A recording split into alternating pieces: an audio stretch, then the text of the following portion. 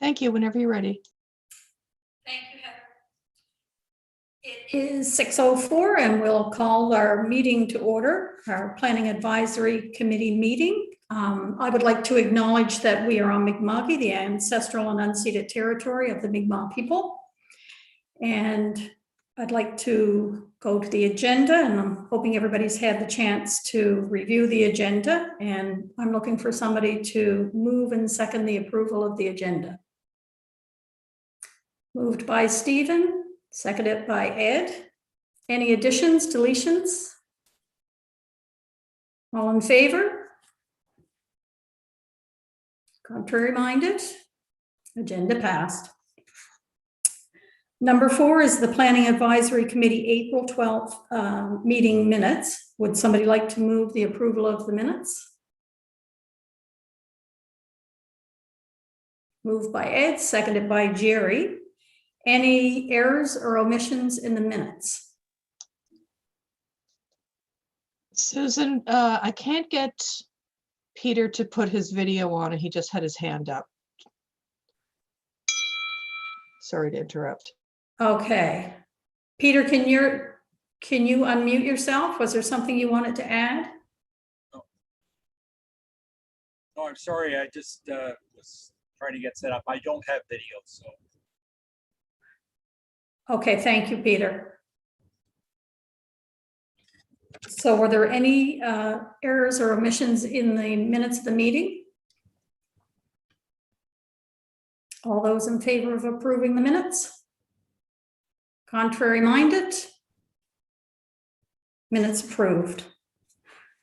Number 5 on the agenda is business arising from the minutes or any unfinished business. And at this point, there's no unfinished business. So I want to move on to number 6, which is our public information meeting. And I'm hoping that everybody had a chance to have a look at the process outline, but just briefly. Dawn, did you want to speak to this, or did you want me to speak to this? Thank you. I can. Okay. I'm just going to share my screen. Okay. Give me a second. Okay, there we go.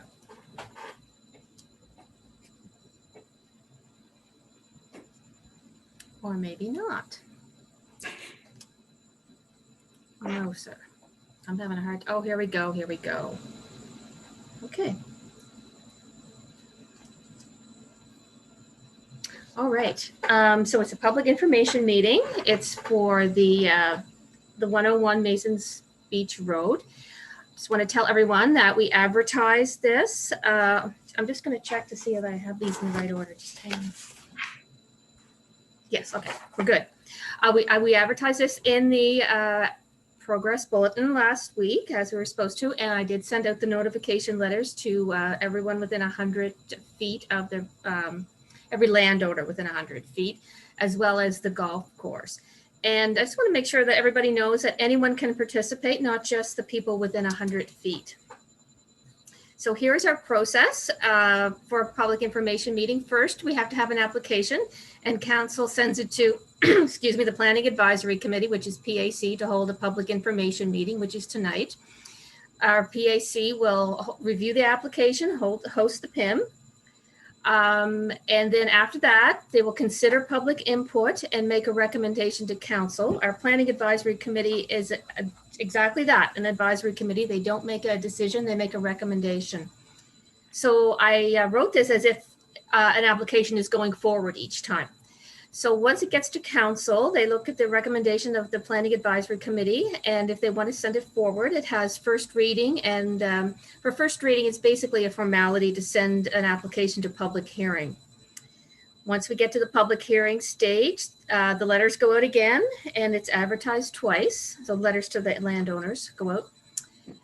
After that, we have the public hearing, and then council will give second reading if it's approved, right? After the second reading, I have to put another notice in the paper, and it's any aggrieved person, which could be a landowner or somebody adversely affected by a proposed development, can appeal to the Utility and Review Board. And then after that, if there's no appeal, we sign up the development agreement or the amending development agreement, and it's registered at the Registry of Deeds. So that's the process. So a public, I'm just going to put this down, sorry. Public information meeting provides members of the public an opportunity to learn about the proposal and to give input to the Planning Advisory Committee. And it's required under our public participation program. So we have to have these. And I just went through that. There's time for questions from the audience during the public information meeting. Once the meeting is closed, discussion is only between the committee members.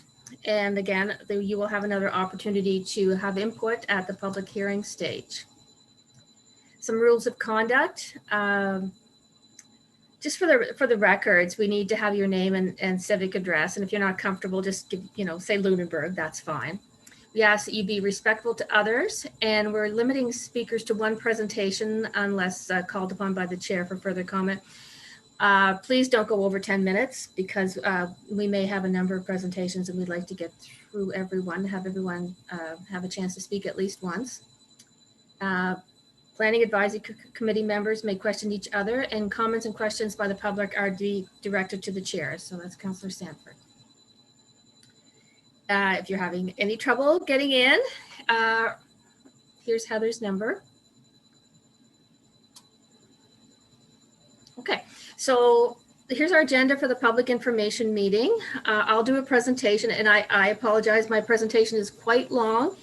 A lot of slides, and I go through the old development agreement just so everybody has an idea of what we're amending, because it is 10 years old. There's also going to be an opportunity for the applicant, Stellar Investments, to speak. Chris Ribling is going to speak. The Ribling's lawyer, Patrick Burke, is available to speak or to answer any questions. And also Tim Ribling is the president, and he submitted the application. He's also online. I received no written submissions, and we do have a speakers list for oral submissions. And again, if you're not on the speakers list, that's fine. You can still have a chance to speak. Okay, so the request, sorry, I'm just gonna, there. The request is to amend the development agreement to extend the commencement date, so the start of construction, for another 10 years. What's a development agreement? It's a contract between the town and an owner that allows specific uses that are not normally permitted under land use zoning. It allows for more flexibility, so you can do more rather than straight what's listed in the zone, but there's also controls on the development as well. There also has to be policy in our municipal planning strategy to allow for the consideration of certain uses by development agreement. Now, development agreement is a contract. It is registered at the Land Registration Office. I used to be called the Registry of Deeds, and it runs with the title of the land. So if you sell this property, the new owners must abide by the terms of the development agreement.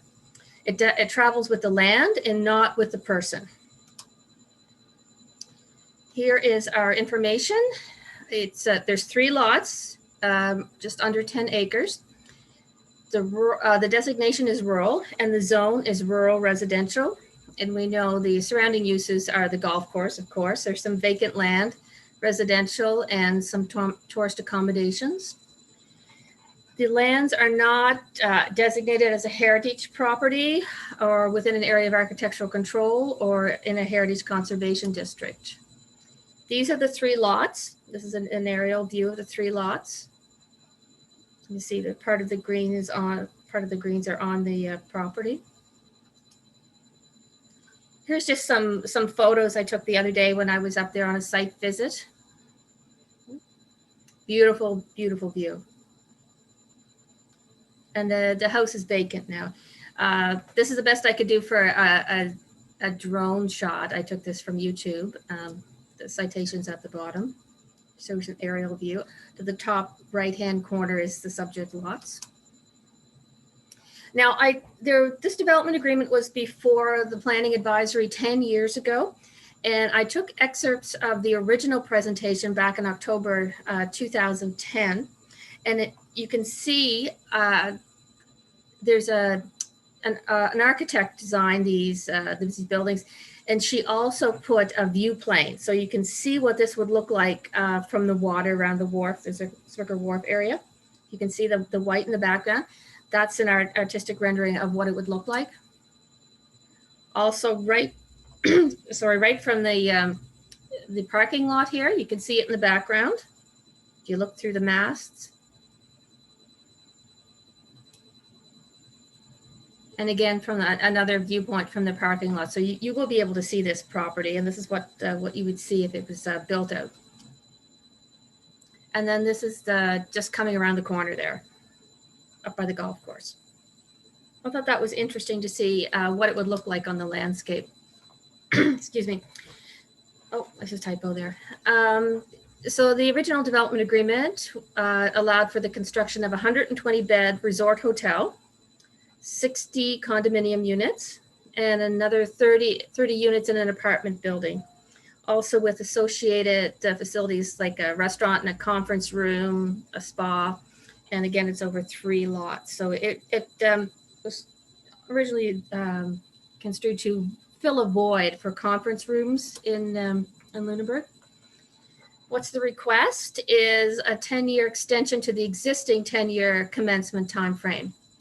So under the 2011 agreement, commencement of construction was to begin by April 5th of this year. And we received a request before that date, but we weren't able to get it to PAC before this expired. So Mr. Ribling, Tim, noted that the delay in construction was as a result of several factors, including the aftermath of the downfall in the economy in 2008, rise in popularity of short-term rentals. And he had related that his late father, Gunther Ribling, expressed an interest in beginning the project just prior to his passing in 2020, as Gunther had just retired. Stellar Investments wished to evaluate the feasibility of the proposal and requests another 10 years to start it. So the 2011 agreement was negotiated under the 1996 municipal planning strategy, which was amended, but that strategy is still in effect today. So we pretty much have the same enabling policies. At that time, so if you have a development agreement and it is going to be approved, it has to be found to meet the intent of the municipal planning strategy. Heather, can you send a link to Stefan, please? He doesn't have a link. The agreement was found to meet the intent of the municipal planning strategy and was approved and entered into by the town. So I'm going to go through what the existing development agreement is. This was 10 years ago. And there's 2 parts to the development agreement. There's the text part, so the document, and there's also plans that are registered under the same.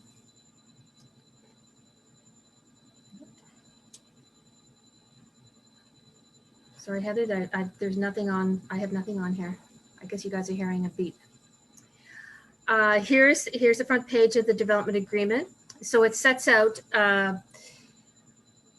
where it's the designation was rural, the zone is RR, that's the same. The land use bylaw has been clarified, updated, but it's basically the same document. Whereas 6.4 of the municipal planning strategy requires multiple unit dwellings to be considered under development agreement in the RR zone. We still have that. 6.5, tourist accommodations by development agreement, still have that. And part 8 of the land use bylaw provides multi-unit residential uses and tourist uses be considered only by development agreement. We still have that, but now it's part 7, same exact wording. So we're in pretty much the same spot as we were. Here are the uses that are currently allowed on the lots. So any use that's permitted in the zone, the uses that I read out. So there's no change to that. Driveway and parking. So in the development agreement, there's mostly underground parking. This sets out that there's to be a minimum of 227 parking spaces, and they have to be meet the requirements of the town engineer and traffic authority. And they are to be 227 have to be located in an underground parking garage. And you can see that on the site plan. And of course, the driveways, they can't have dust flying around, so they have to resurface or treat it from time to time. And then a minimum of 2 entrances and exits to be provided, and they have to meet the approval of the town engineer. If you've gone through the PAC package, you'll see how the development agreement, as it went through the process, changed a bit, and there were concerns about only 1 entrance, and that has been addressed in the final document that was accepted. So landscaping, lights have to be turned towards the development. They can't shine onto the road or onto the golf course. Green space and the waste had been a concern, and that's so this provision is in the development agreement now, that the waste be screened or kept underground. What does it look like? So it's regulated. The exterior appearance is to be approximately as shown on Schedule C. So it's not down to the detail of what type of cladding like you would have in Old Town. It's just that it looks approximately like what is suggested, and that was designed by an architect. The height of this is 65 feet. Sorry, typing. I can't type and think at the same time. Signs, these are advertising signs because it is a condominium development and it's to advertise. They're temporary. Servicing. Fire flows are to be evaluated and deemed satisfactory by the town engineer at the time of application is made for the building permit. The fire flows are needed for your sprinkler system, and that is up to the developer to make sure that he has sufficient flow and that he puts the pipes in the ground to get the water to the development. Same as a drainage plan has to be submitted prior to having a development permit issued, and the town engineer has to approve that. And the road network. Before this is built out, the road network needs to be evaluated, and that is on the developer to do that. And if changes are required, then that would be the developer would have to do that, or there could be some arrangement to cost share if council so chooses. And of course, standard clause, be kept in good repair, landscaping, tidy, changes and alterations. So anything that's not substantive would go back to council, say if they wanted to, instead of having 227 parking spots underground, if they wanted to have 200 underground and 27 above ground, that would be a not very substantial change. It's more of a minor change. That wouldn't need a public hearing. Major things or substantial things do need a public hearing, go through the same process that we're going through today. So if they wanted to increase the number of rental units from 60 to 90, that would be substantial and would have to go through the whole process. So any increase in use. So termination of the agreement, I'm just going to read this. Commencement means commencement of construction for that use. And then discontinuance of a use includes an interruption in construction of that use. That doesn't apply here. Development may be phased. It is going to be. Any development which commences more than 10 years from the date of this agreement requires an amending agreement. And that's why this is before planning advisory and council, because it's written right in there. Here's the conditions. That this agreement shall be in effect until discharged by resolution of council pursuant to 229.2, whereupon the land use bylaw shall apply to the lands described in Schedule A. So this stays on the books or at the land registration office until it's discharged by council and is removed. That the town of Lunenburg may discharge this development agreement if no use described herein has commenced within 60 months of the date of this agreement. And so nothing has commenced, so this could apply, could discharge on this grounds.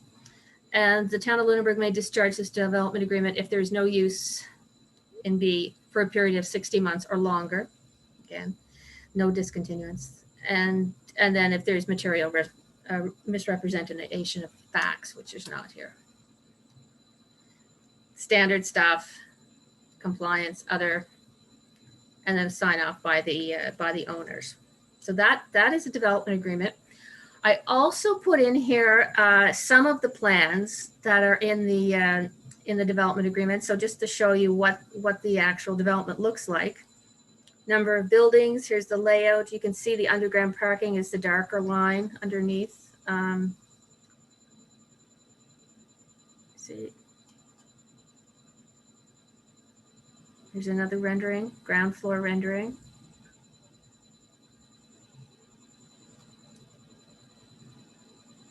That's the second floor of the same thing.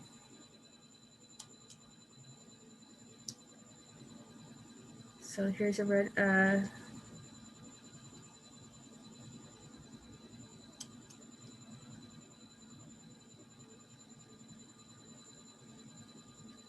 fitness center, those types of things. Here it is again from the other side.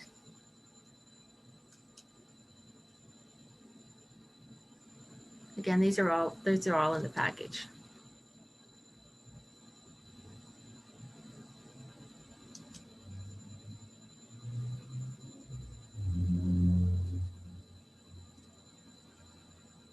This is the landscaping plan. There had been some talk earlier on in the beginning development agreement that there wasn't enough information on plantings, but now there is. That's been included in the development agreement, so that's there. Okay, now the fun stuff, policies. So we do an analysis and we look at the policies. There was an analysis done with the first one as well. Mostly the same policies, but I've reviewed them again, and that's the staff report, and I won't go through them in great detail. Covered most of it anyway. Policy 6.4 enables the consideration of multi-unit dwellings in the RR zone. Okay, we got that. The development is to be in accordance with policy 5.12. This is a policy that was amended. So I did, I reviewed that again in my staff report. Policy 6.5 enables tourist accommodation. So that's the resort hotel through development agreement. Does that. Development is to be in accordance with policies 19.8 and 9, which have remained unchanged. And 5.9 allows to consider multi-unit dwellers through the development agreement approval process. So those are our enabling policies. So back in 2011, Council deemed the proposal to meet the intent of the municipal planning strategy, so that's the policies, and entered into the development agreement. So all the enabling and implementation policies are the same, except for policy 5.12, which was changed, it was amended, is used when considering proposals for new construction of multi-unit residential buildings by development agreement. Basically what that it's talking about, it's a little more detail. So it needs to ensure that there's adequate green space. Is there buffering? And there isn't buffering required here because there's no, it'll need to be buffered by nearby residential. And there's nothing abutting, sorry, not nearby, it's abutting. And site design is in there. So it's my opinion that the development agreement meets the intent of the new policy 5.12A. And those are in the report. It's all in the report. So the issues here, the capacity of the sewage treatment plant during storm events has been an ongoing issue that the town has put a lot of money and resources into, and in making progress. It's this year in the budget, it's the top priority of council. And should note that this was an issue when the first development agreement was put in place. So it's getting better, and we're working on that.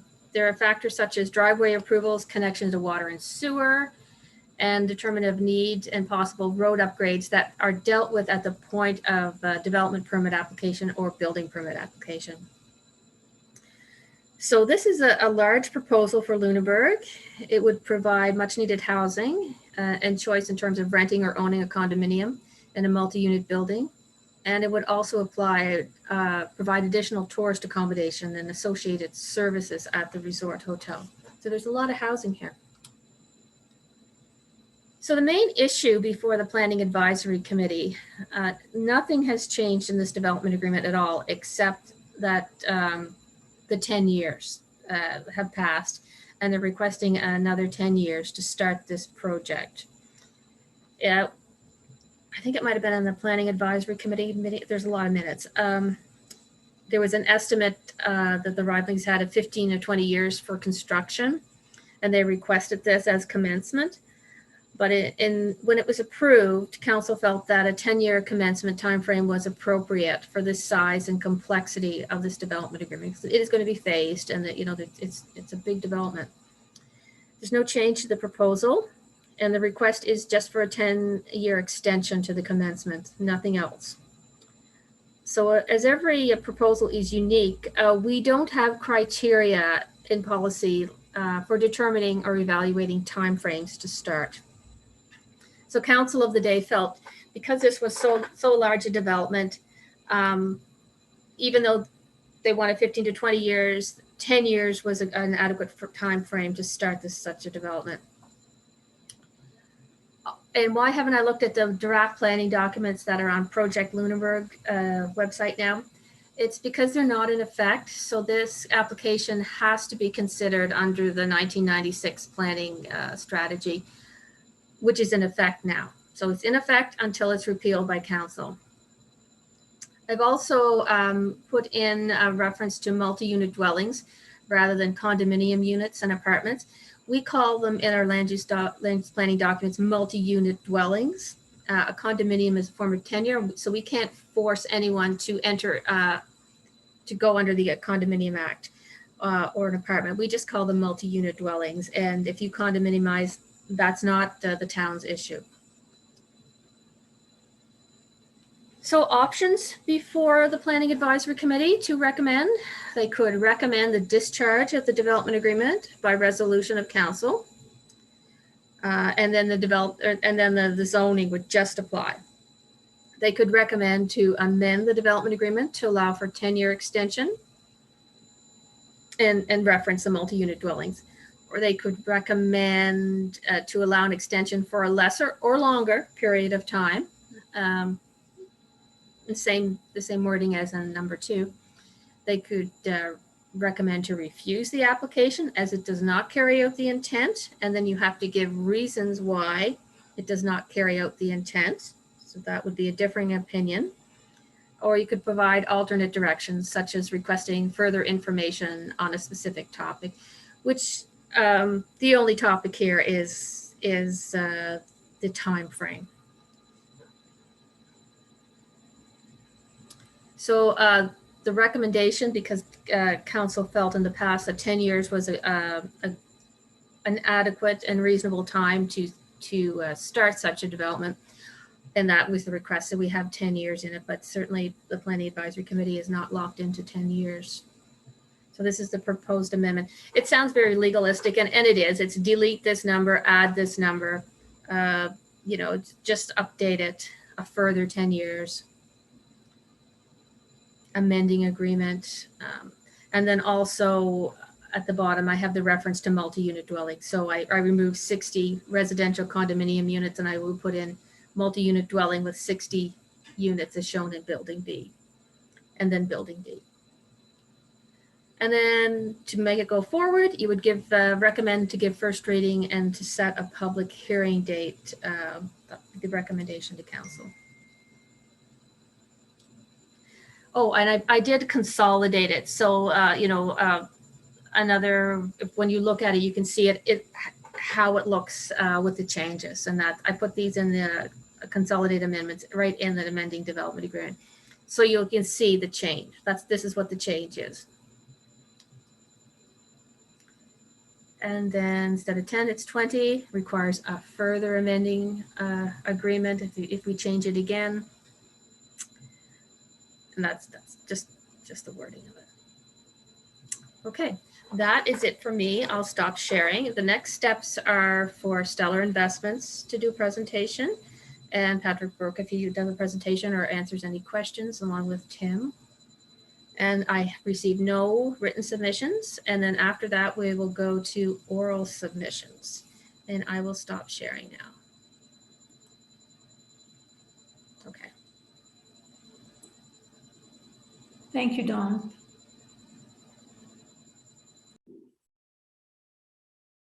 So at this point, I would like to invite Chris Ribling with Stellar Investments to do his presentation.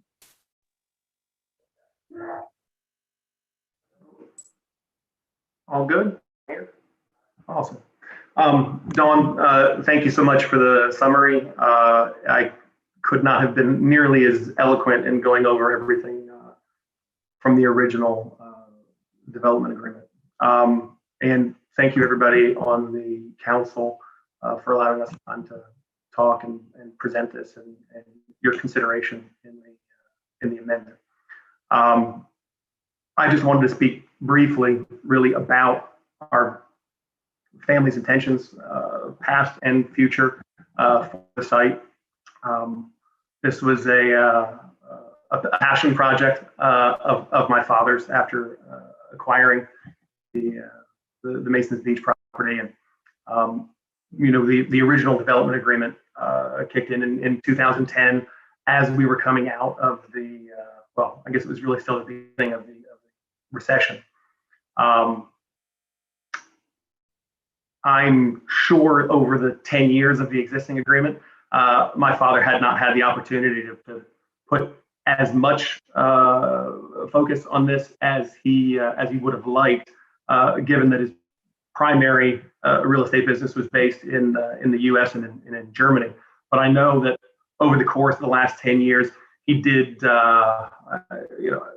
I understand that there are some plans already been drafted for the smaller apartment building, which was the 30 units scheduled for phase one. I know that he's had some hoteliers come in town over the years, and I think that the reason that shovels haven't been turned yet is because they were wrestling with the economics and candidly the seasonality of what the hotel could be. But I'm sure, as all or many of you know, our parents passed away last year, shortly after my father retired and sold his primary business. And I know that he was looking forward to settling back in Lunenburg and focusing some time and effort to finally get this project moving. Over the last 9 months, as my brothers and I, Tim and Matthew, have been working through the estate issues and the variety of projects and businesses that my parents had, particularly here in Lunenburg. Discussion came up about the Masons Beach project and what we wanted to do with it going forward. And in digging through the paperwork is when we realized that this development agreement was getting ready to expire, and in order for us to come to any conclusion about what we wanted to do with it long term, we needed to get the development agreement extended so that we could have the opportunity to kind of dig into it on our own. Myself, I've got 25 years in the commercial real estate business. My brother Matthew, 15. Timothy and his wife live here in Lunenburg. COVID over the last year has prevented us from, all three of us getting together in Lunenburg and digging into this prior to this meeting. But really what I'd like to ask is, in your consideration of the amendment is we'd like the opportunity to dig into this project on our own and push my father's passion project into fruition. We think that it's a great amenity for Lunenburg. The housing portion, for certain, we think the programming of the hotel. Once we get out of COVID, I think that there's going to be a big move to rural communities like Lunenburg outside of major cities. I'm sure the local housing market is reflecting that right now. So again, I'd like to thank you for your time and thank you for your consideration. And obviously, any questions my brothers and I and Patrick are happy to answer.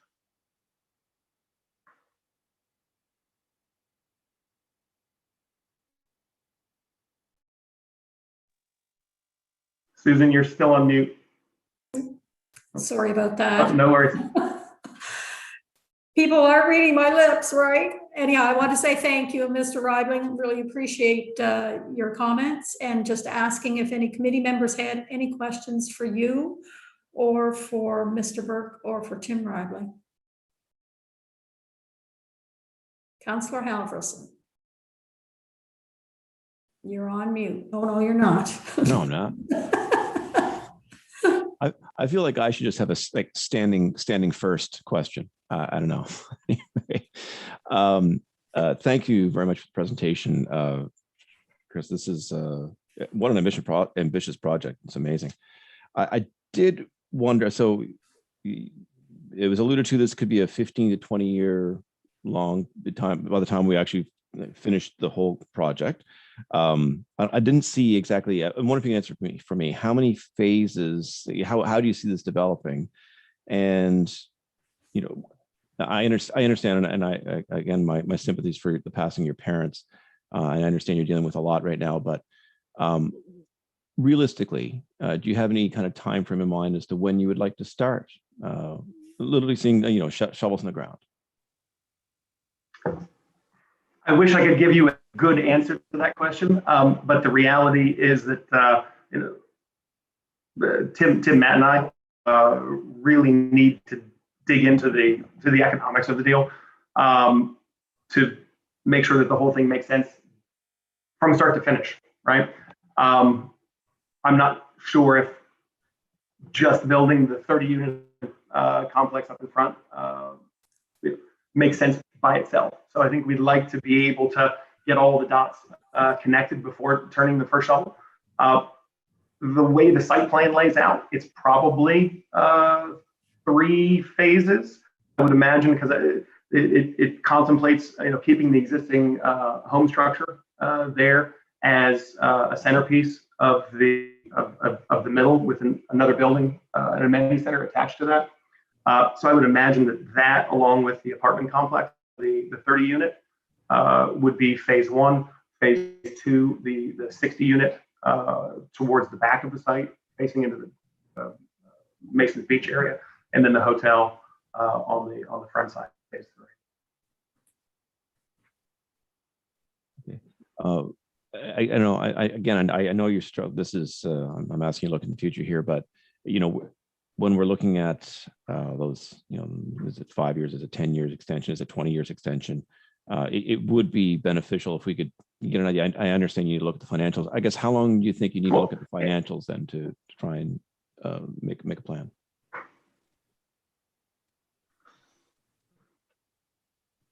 I'm sure the challenge is that none of us were really actively involved with my father in any of the initial planning. And with COVID, like I was just talking with Timothy this afternoon, because we came across some correspondence about their draft plans already for the first apartment building, and I'm fairly certain that they're rolled up in the closet in my parents' bedroom at the house, and none of us can get there. Well, Tim can, but I would imagine that we'd be able to figure out the feasibility of this with relatively short order, right? Call it 12 to 24 months, particularly with the challenges that COVID is presenting. I mean, a good portion of the development is the hospitality side. Long term, I think that the hospitality industry is going to do just fine. I think a lot of people in Nova Scotia are waiting for that to rebound. I know here I'm down in Florida, and people have been cooped up for 12 months and taking every opportunity to get out. So I'm sure once Nova Scotia and Canada opens up, the hospitality business is going to rebound fairly quickly. Obviously, we can't get a building built that fast, but I think that the feasibility, the underwriting of it will take place relatively quickly. We're catching up right now. So the timing of the expiration, if this happened 2 years ago,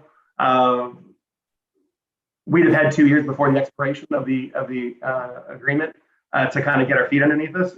The timing of the expiration is kind of unfortunate, but and we got a little bit of due diligence out of it. If no one else has a question, I've got another question I'd like to ask. No. Go ahead. Okay. So the reason I'm pressing you on this, obviously, is there's been 10 years development agreement already that's about to expire. And you're likely aware we're redoing our land use bylaws and municipal planning strategies, and think changes will be coming. And I just be honest with you, I'm a little uneasy with having a municipal planning strategy, or sorry, a development agreement hanging out there just as we're about to bring these other new plans online, which are meant to be a very cohesive whole. And if actually I have a question for Dawn, if she can answer. Dawn, are you there? I guess, and again, I know we have to consider this under the existing planning strategy as it sits right now. But my question would be, how does this development run contrary in any way to what it is that's proposed in the MPS and the LUB that we're looking at? Right. So you have to look at what's in place now. I understand. Yeah, because you don't want to put council in a poor position that going against the policies that are in place. That being said, the draft planning documents don't enable a development like this in the rural area. Now there's draft policy here in 6.17 that it's called for legacy development agreements. So ones that we have a lot of them that are going to be left over. So if it's a not substantive amendment, you could just go ahead and amend the plan. But if it's a substantive amendment, this is in the future with our draft policy, the proposal would have to be enabled by the new planning document. Okay, so if we go for, if you put it in place for say 5 years or 10 years or whatever, and it lapsed again, then you couldn't do it again. I think that's what you're asking me. This was my concern. Yeah. I don't want to have, Chris, you and your family get in a position where, if we go with a 5-year term or even a 10-year term, it takes you longer, then all of a sudden, what we've agreed to do is not going to work with our new bylaws. So I'm just trying to avoid that conflict ahead of time. That's why I'm asking these questions. So Thank you, Councillor Halverson. I see Derek Kinsman has his hand raised. Derek, go ahead.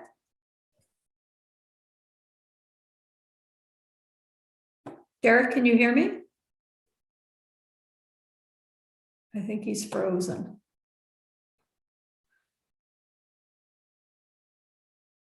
Derek, can you hear me?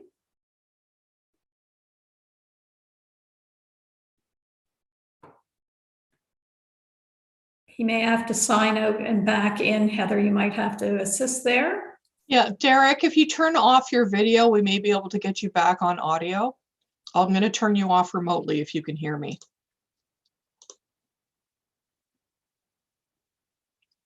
And it's not letting me. Okay.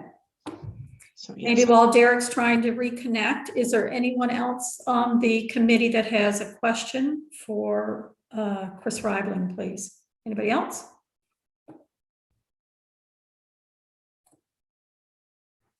Not seeing anyone. So what I'll do is I'll just hold a spot for Derek when he comes back in, if he does have a question, and I'll continue on. And I'm understanding there are no written submissions, but we're still going to go to Scott McVitie next, who would be the president for the Bluenose Golf Club. So Scott, are you there? Can you hear me? Yes, I can. Can you see me? No, I can't.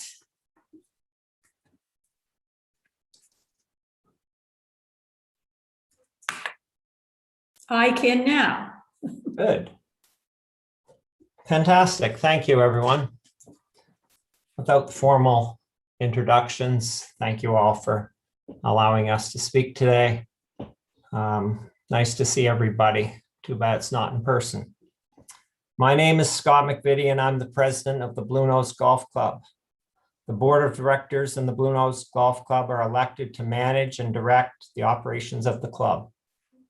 All statements made today represent those of the president with input from those on executive committee and the subcommittee. The Bluenose Golf Club has been operating on a large parcel of land on Callback Head since 1933. Mr. Homer Zwicker and the owner of the property, Mr. Edwin Callback, met, and after a favorable lease arrangement was made, work began on the land in May of 1933. Mr. Zwicker was the first president of the newly formed Bluenose Club, which officially opened on July the 8th, 1933, with the Governor General in attendance. Mr. Zwicker later built his home on the adjacent property, which now belongs to Stellar Investments, the developer in this case. We've come a long way since that opening day, yet many things remain the same.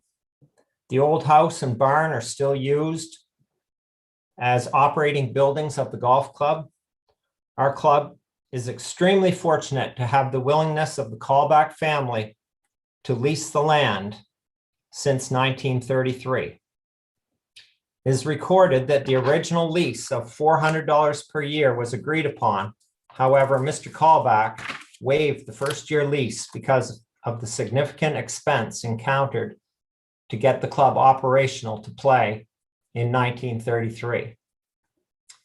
We, the Bluenose Golf Club, have the same good fortune of leasing the land from Mr. Ron Callback, who is most compassionate to our mission and vision of continuing to play golf in the scenic and quiet serenity of Callback Head across the harbor from the UNESCO Heritage Site of beautiful Lunenburg, Nova Scotia.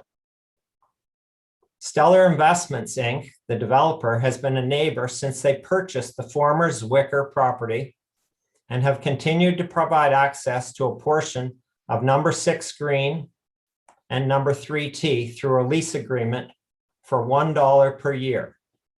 For that, we are very grateful.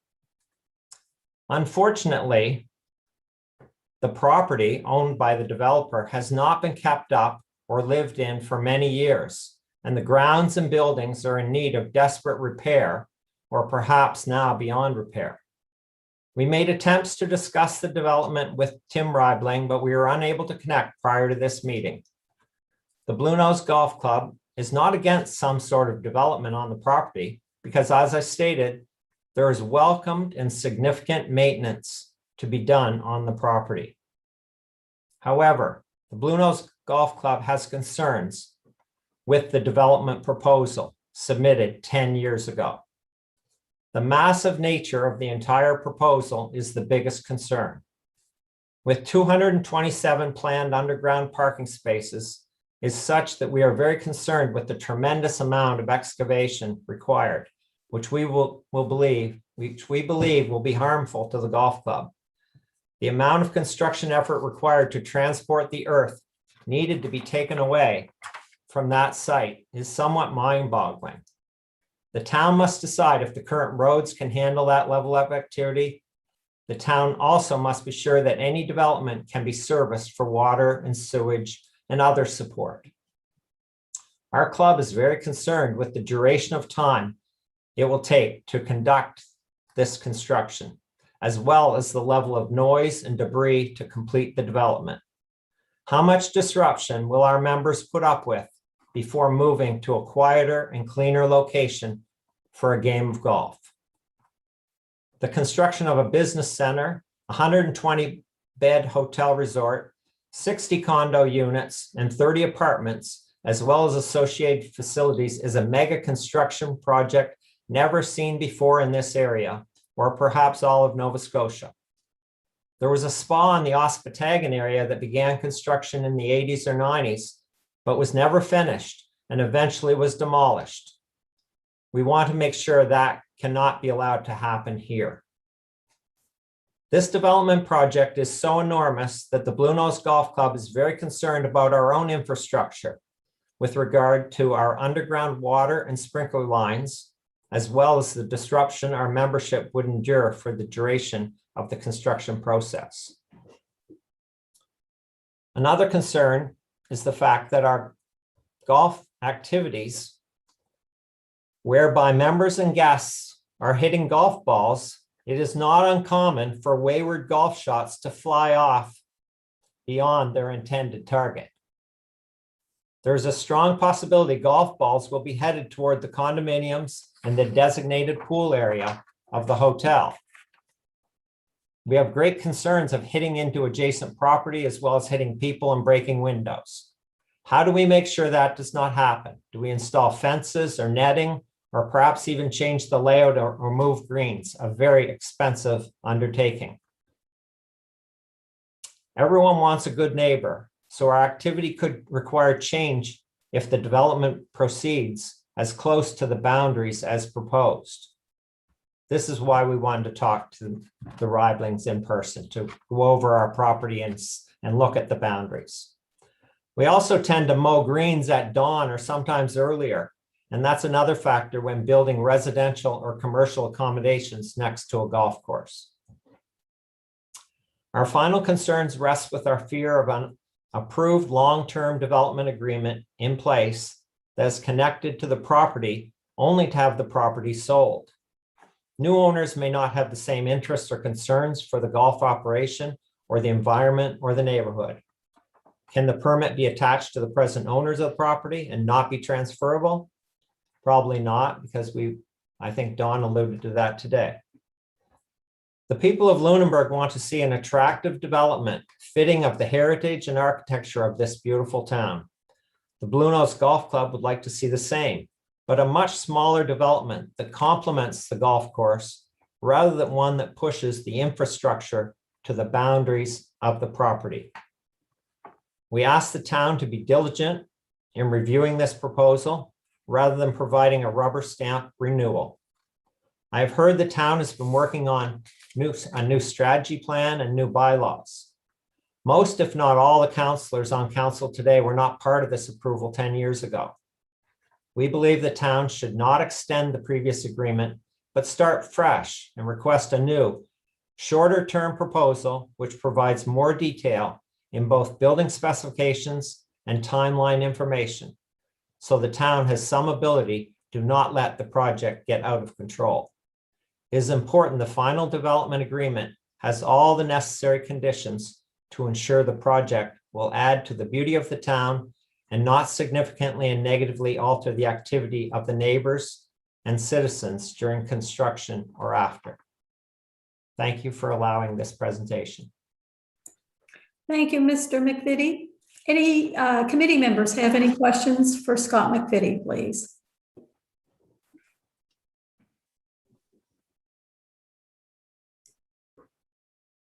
Councillor Alverson. You mentioned, Mr. McVitie, that you wanted to walk the property with the Stellar Investments folks. Have you not, because of COVID, I assume, not been able to make that accommodation yet? Tim Ribling did not return our phone calls. Okay. I can't answer why it didn't happen. We tried to reach Tim. He was probably busy or whatever, but we can do it at another time, I'm sure. Yeah, I do apologize. I didn't have any phone calls. I didn't get any phone calls from you guys. Okay. Maybe it was a different number or something, but Yeah, I'm certainly available to walk the property with you or answer any of your questions. that'd be great. I think Craig Monroe called you, Tim. I think he's a neighbor of yours, not very far away, a block and a half away from your home. Okay, any other questions from committee members? Or Mr. McVitie? Do we know if we were able to get Derek back, Heather? I don't see him and I haven't heard back from him. Oh, wait, I'm sorry. He's on the other side. Just a moment. Okay. So he's been able to listen.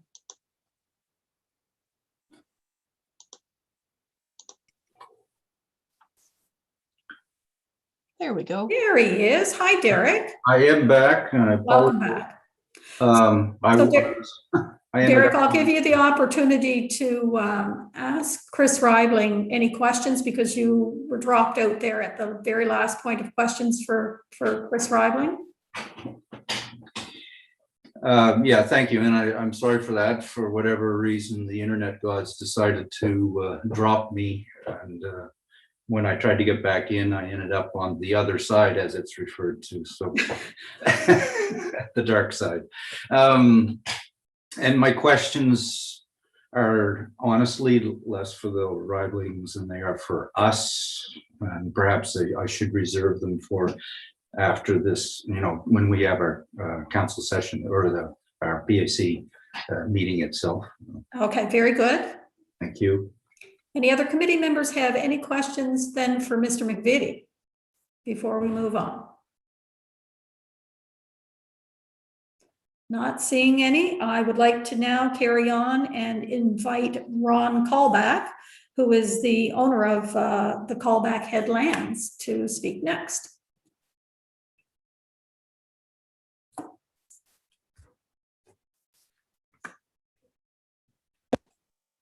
Am I okay? Am I off mute? You're off mute, but I can't see you yet. Hold on here. I'm not IT organized. Host askew. Okay, start video. Okay.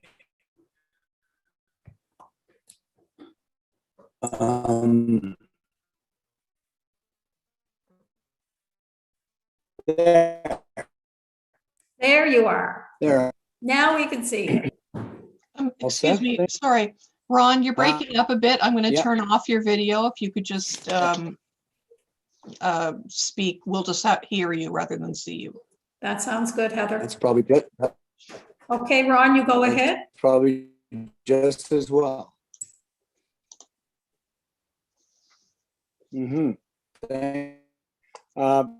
Just once again, many thanks to the committee for this opportunity and the councillors of the town that may be participating as well. Also, I'd like to thank Chris for his presentation, and a very special note to you, Chris, and to Tim of support for concerning the question before us is, should the town of Lunenburg grant a 10-year extension to Stellar investment proposal? The clear answer in my mind is no. I come at this issue in a somewhat different fashion than Scott, but some of what I have to say shall be an accessory to his presentation.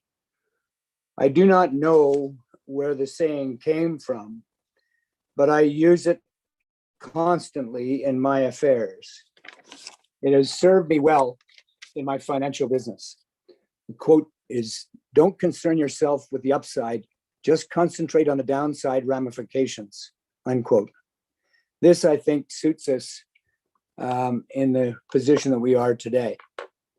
This project should take, well, I now have to reconsider the timeline. My notes say 4 to 5 years. I'm hearing from Chris, it could be 10 or 15 or 20 years to complete. This puts the very viability of both the Topmast Hotel and the Bluenose Golf Club in serious jeopardy. Who would want to stay at the motel and indeed play golf during that extended period? Not many, I fear. There are always alternatives. In my case, having the golf club there, much to the of not only the town's population, but also for visitors from elsewhere. Whether people play or not, it is visually something that for people to enjoy. Without the club, my retention of the property would be seriously at risk. I would have to pay taxes and upkeep on vacant land, a serious burden, no doubt.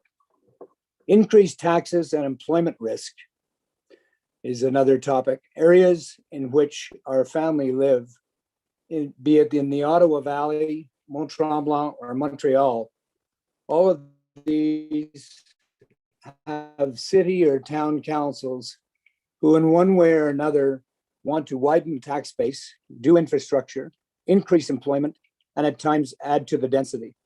Montreal is an extreme example with the projects where the sky was not the limit with Expo 67 and the Olympics. These were fun and fine times, but they're now in shambles physically, and the continuing costs will be a burden on generations to come. My point is, think these projects are progress when really they are not. In the last few days, I have had a chance to speak to councillors in both Mont Tremblant and Westmount, where I reside, regarding permit terms. Both were similar in the fact that 1 year is a normal term, 2 years is occasionally offered, but never of a 5 or a 10-year term. Back to the original project here offered by Gunther Ribling to the then council over 10 years ago. Two things were clear in the councillors' minds. One, a substantial increase in the tax base would occur. Two, the many full-time employment opportunities at hand was appealing. I've had chats with some of the then councillors in the intervening years, and they all regret their decision at that time. I have another title called White Elephant Risk, and I think I refer to yet again what Scott said.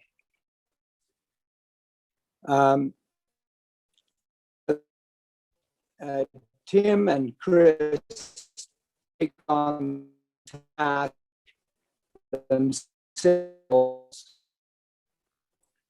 Ron, you're really breaking up, and it's as it stands with and the risk is acute, especially to me as we watch the Bluenose. Sorry, can you hear me? I can now, but probably about 2 seconds ago, you're really breaking up. So I might have to interrupt you if you're breaking up that we can't understand what you're saying. Okay, can I start it back at Gunther? I would say yes, please. Gunther mentioned to me as we watched the Bluenose relaunching in the pouring rain that he was to spend about 26 million on the project. My eyes were popping. In these efforts, most developers get project financing and subsequent progress payments from the bank as certain hurdles have been met, such as pre-build sales success. What do you build first? Let's say it's the hotel. Just how many would be attracted while the condos and apartments are being built? Probably not too many. Condominiums. You get a few pre-building sales with occupancy in a couple of years, but your buyers are having to put up with nothing but construction for another 4 or 5 years. This could clearly bring some lawsuits. Apartments, the same result. Would you rent or buy with a continued construction for an extended period? A high-powered developer from Montreal, Toronto, New York, or even maybe Germany could be enticed. But as you know, they all put each project in separate companies in case of failure. So that mistake does not affect the other parts of the company. If this would be the case, he is gone, leaving the problem for the town. The other risk is that the developer has problems with other projects and he delays or cancels this one. Not a very good outcome either way. Scott mentioned Aspetogan. Pardon me for the lack of understanding of the name. What I don't think you did know is the fact that they came to me first many, many years ago to sell them the property that is on the golf course. They were very well organized, wonderful slides, a formidable presentation, and with that substantial backing that they showed to me. The offer was astounding, an absurd and huge amount of money. The answer in my mind was no. They were visibly shocked and hurt. I wish that I could remember their parting words exactly, but it was something close to, quote, "You have missed your one good chance, and we shall develop elsewhere. And you, as well as the town of Lunenburg, will feel the effects of this." Needless to say, it must have cost an awful lot in reparations for that town. A white elephant indeed. Getting close to the end, I'd like to say that our current family have got the passion of Lunenburg as much as my ancestors. And I'd just like to review a couple of things, what my family have been through and done in the past. Number one, they were originals from Hanover, Germany, a British Crown protectorate at the time. They were very and committed in the building of St. John's Anglican Church in 1784. The family donated the bells that still ring at noon every day. Business owners, as well as representatives for Lunenburg in both the lower house and the Senate of Canada. The Boscawen Inn was built by my great uncle as a dowry gift for his daughter in marriage. We also, the family, more recently contributed in I think, a fairly substantial way to the real building of St. John's Anglican Church after the fire. And lastly, and probably most important, 11 years ago, all the family flew down from Montreal to have Nicholas, my sons, and Veronica's twins, Nika and Tristan, baptized in St. John's Anglican Church. I believe it's the 7th or possibly the 8th generation. And finally, Scott referred to the beginnings of the club. My father inherited the Cannon Gate Farm, or the Callback Head, in trust, which is a very important part of this whole exercise. This meant that he was unable to sell it. Either the federal or the provincial government served my father with a must-do repair of all the shoreline right around to Mason's Beach at a very sizable cost. As my father was just starting out in business with no money, he was in a jam. And he could not sell the property, but in this case, he was blessed twice. His godfather was a successful businessman, and he also was crazy about golf. Enter Homer Swicker. We hope to enjoy a COVID-free 90th celebration in 2023. In closing, and here I may be speaking out of turn, but I think that I'm right in saying that on behalf of the club, and maybe Diane Wilson as well, the owner of the Topmast, that we would certainly encourage the Riblings to consider the building of maybe 2 very nice homes on the property, or indeed a smaller cluster of 2-story condominiums in a semicircle fashion with an outdoor pool, an example, and with a tennis court in keeping with the Lunenburg style. I thank you all for giving my family the opportunity to voice our opinion on this very serious matter. It's our hope that you reject this 10-year extension request. And I hope personally the boys find the energy to refine their thoughts to do something of equal quality with our reduced size. Thank you again for giving me the opportunity. Thank you, Mr. Callback. Any questions from the committee members for Mr. Callback?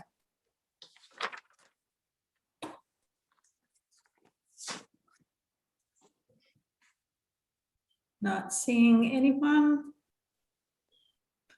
So we'll move on. Now I have 4 individuals who have an opportunity to speak, but haven't necessarily indicated that they will speak. So I will just call out each person's name and we'll go down the list. And I'm going to start with Nicholas Callback. Nicholas, if you're with us, did you want to speak?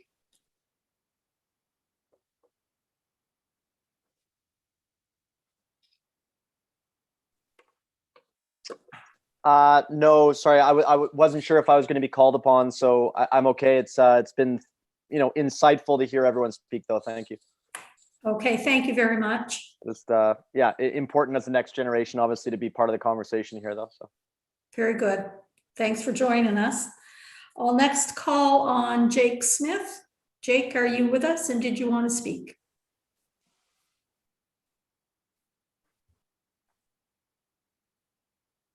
Hi, Susan. Thank you. No, Scott speaking on behalf of the club. Thank you very much. Okay, very good. I'll give an opportunity to Craig Monroe. Craig, are you with us and did you want to speak?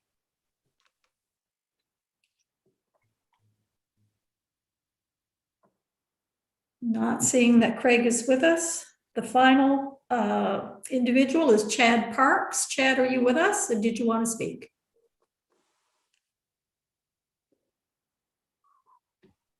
No, that's fine. Thank you. I think we've got some good direction and some good information from these discussions. Thanks. Okay, thank you, Chad.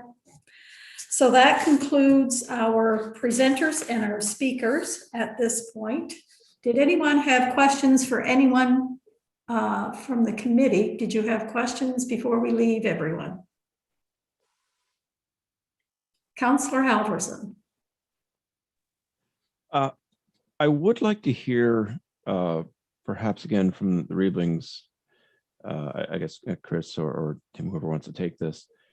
There's been a number of issues raised here. I thought all the presentations were obviously well thought out, but the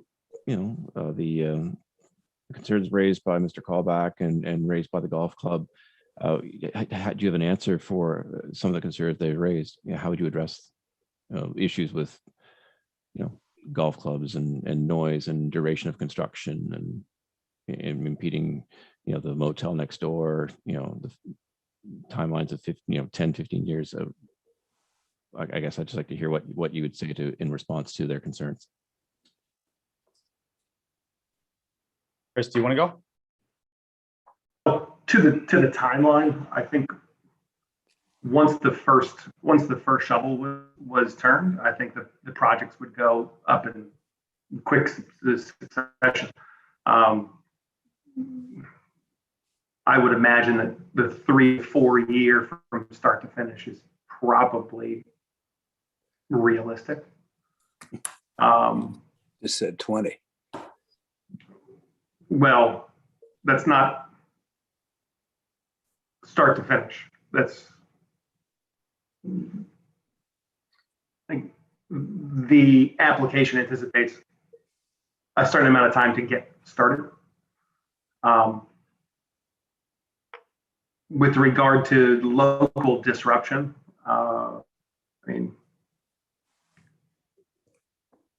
we endeavor to be good neighbors, and we would take every step possible to help limit disruption visibly or physically.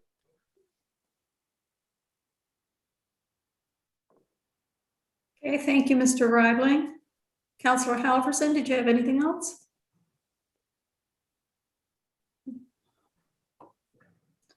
Any other committee members before we close this portion of the meeting? Any other questions? I could interrupt. Chair. I do see that in the chat that there are a few hands up in the audience. Okay. I just didn't want you to miss that. Okay, and I also see Mr. Burke wants to speak as well. So go ahead, Pat. Thank you, Madam Chair. I'm Patrick Burke. I'm here on behalf of Stellar as well this evening. I did represent Stellar in the original application back in 2010. And at that time, the town was represented by John Cameron, QC, who gave advice to the town on the process.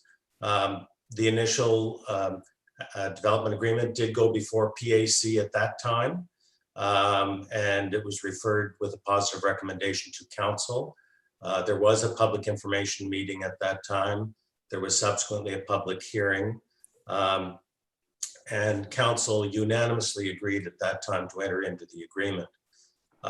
As our current development manager, Don Sutherland, has stated, the enabling policies and zones are essentially the same, except for Section 12A of the municipal planning strategy. And it's her opinion that the development agreement meets the intent of that policy as well. This project is in keeping with the two comprehensive community plan strategic directions and goals noted by Ms. Sutherland, in that with respect to community structure, they look for a town that accommodates growth and change in a well-planned way, that is respectful of its layered past and creates opportunities for its long-term future. And with respect to housing, a town that offers a wide range of high quality and affordable options. And the development manager has indicated that the application is in keeping with the intent of the planning strategy and the other applicable bylaws. And she has recommended approval. Council in 2010 did consider the relevant issues and enabling policies before voting on the agreement. And I submit that there are no significant occurrences in the interim in that area which would cause one to conclude that it no longer reflects the intent of the policies in the municipal planning strategy. In 2010, the golf club and Mr. Callback objected to the development at the public hearing, and as was their right to do, but council determined that it was appropriate to enter into the development agreement. Some of the same comments were made at that time, and I think, you know, about balls being hit onto the property and that sort of thing, and you know, that wasn't an issue as far as Mr. Ribling was concerned. The town is in serious need of housing, and this development would be of substantial benefit to the town. It's one of the few areas left in town for any significant development. It would provide substantial tax revenue to the town. It is set apart from other residences. Done properly, this development could complement the jewel that we have in the UNESCO district. The potential for the town with this development is enormous, and there would be tremendous spin-off benefits. Is it a simple project? No, and that's why it's certainly going to take some time for the Riblings to consider whether this is viable. As Mayor Mawhinney said back in 2010, give them a chance. It's a big chance for the future of Lunenburg. Thank you. Thank you, Pat Burke. I'm going to go now to the attendees, and I apologize to the attendees because I didn't have that side of the screen open. So we have 3 individuals who would like to make comments, and I'm going to call on Stuart Gorley. Stuart. Hi, I hope you can hear me. I can. You may not be able to see me. That's probably a good thing. I just want to raise my hand because I am actually an abutting owner of property to the development site. I purchased the lot between them and Mason's Beach, and I have a permit to build a home on that lot. And so this is of great interest to me and comes as a bit of a surprise. I was not aware of this when I purchased the lot. But having spent 30 years plus in senior levels of Marriott hotels and resorts, I'm not particularly objecting to the project. And I do have a few golf balls that I could give back to Chris. I just want to be upfront in saying I do have concerns relative to my property and drainage and light and just not being able to be seen in a great way from various buildings and so forth. Quite happy to work with whomever in order to accommodate what's happening, so long as I'm not detrimentally affected by what's going on. I lack information, so therefore I won't go much further than all the things I've just said until I've gotten into it in somewhat larger detail, which I'm hoping Dawn will be able to help me with over the next day or two in terms of where to go for information. So I am an abutting homeowner. I will have a home. My property pin is actually about 6 feet off of the third tee. So it is a concern to me. Beyond that, I'll leave it to others to go forward from here. Thank you, Mr. Gorley. Any questions from the committee for Mr. Gorley? Not seeing any. I'm going to call on Richard Glantz. Richard, would you like to speak?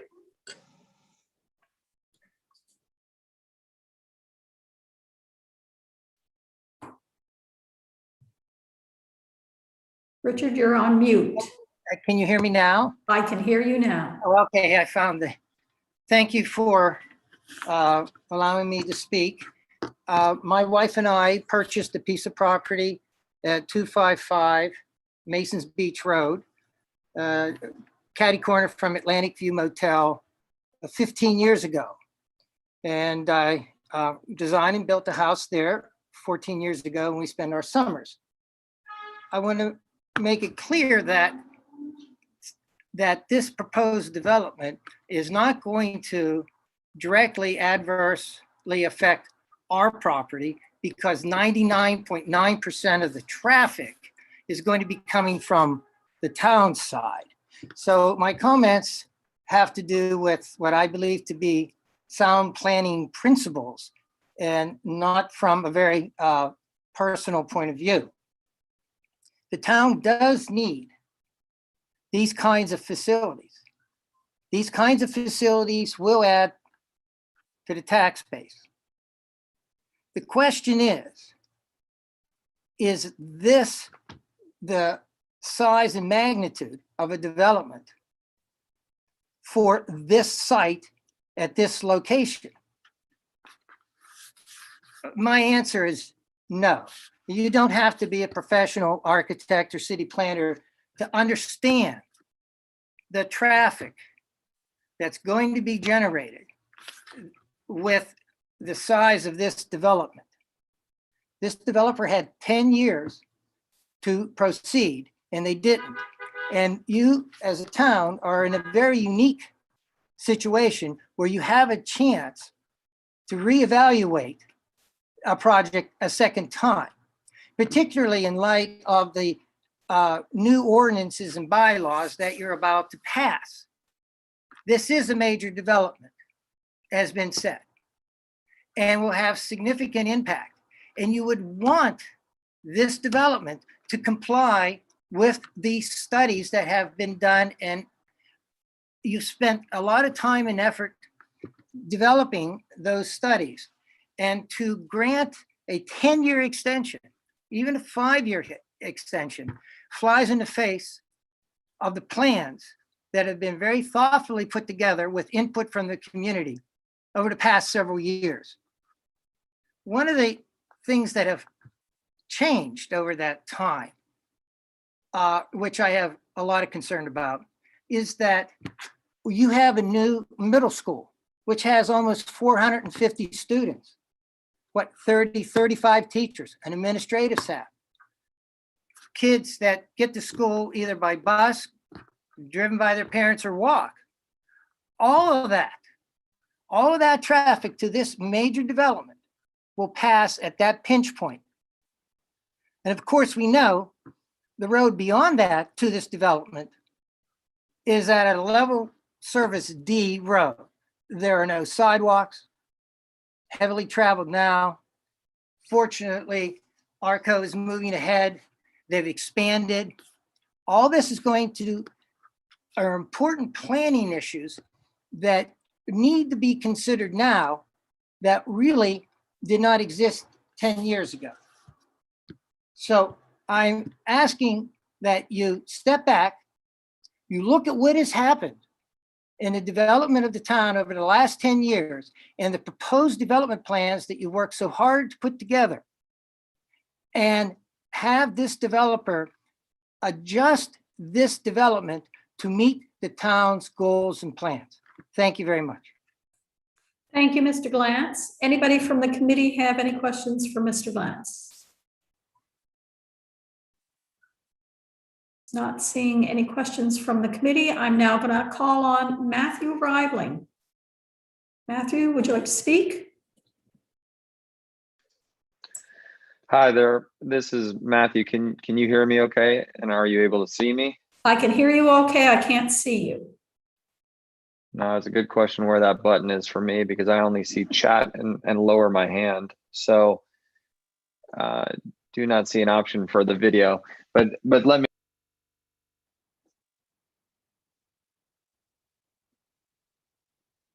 Heather, we lost Matthew's sound. I brought him over to allow the video to go on. Perfect. Now I can see you, Matthew. So now you just have to come off of mute. Yeah, turn your microphone back on, Matt. Okay. Perfect. That was very, I was just a standby viewer there for a moment, but I first want to say thank you all for coming today to this meeting and voicing your opinions. I'm Matthew Ribling. I'm the youngest son. I'm based here in Austin, Texas, and I've been very much a part of my father and mother's real estate endeavors throughout their careers. Obviously, Chris alluded to the idea that this is a passion project of my parents. Of course, we have spent our summers in Nova Scotia every single year since birth. And before that, we had grandparents that grew up in nearby towns, in which case their history goes back further as well. Mr. Callback, you had mentioned quite a bit of history there, all the things that we also cherish as a family and take admiration to, which is why we so much as a family enjoyed that part of Canada for so long and still would like to. Clearly, COVID over the last year has hindered our ability to get together and start to plan more conclusively with what we have. But I know my father and I have looked into various options to build this years ago, where there was numerous issues at the time that hindered the ability for us to break ground. And we don't have a crystal ball to see what black swan events may come in the future. I think the idea of having a 10-year plan was originally for numerous reasons. A, you need a phased approach due to seasonality of the construction process in the town. So, phase one was not intended to be the hotel. Chris had mentioned that it would be most likely the multifamily and then the condominiums, in which case the construction financing would be in line with that phased approach. So to give you a little bit of a background of what my father had done prior to what he intended to do with this, in Austin, Texas, we own 2,300 acres of land next door to what now is known as Elon land. We're under construction with a master plan community with various amounts of infrastructure. In fact, probably one of the most sizable PID bond financings we had ever seen in Texas at the time, and still may be. So infrastructure is not new to us. Also, community is probably the second most important thing that they took into consideration when developing this master plan community. You can look up this community at whispervalleyaustin.com. Nearby, we're in development of other things. And one of the things that we focus primarily on is a conclusive community-led approach, taking into account that Austin's community has been what's driving this boom that you see here today. Lunenburg's community is what we also cherish. So I think at the same time, we're not looking to create an Austin in Lunenburg, but I think Lunenburg also has to consider where the future goes.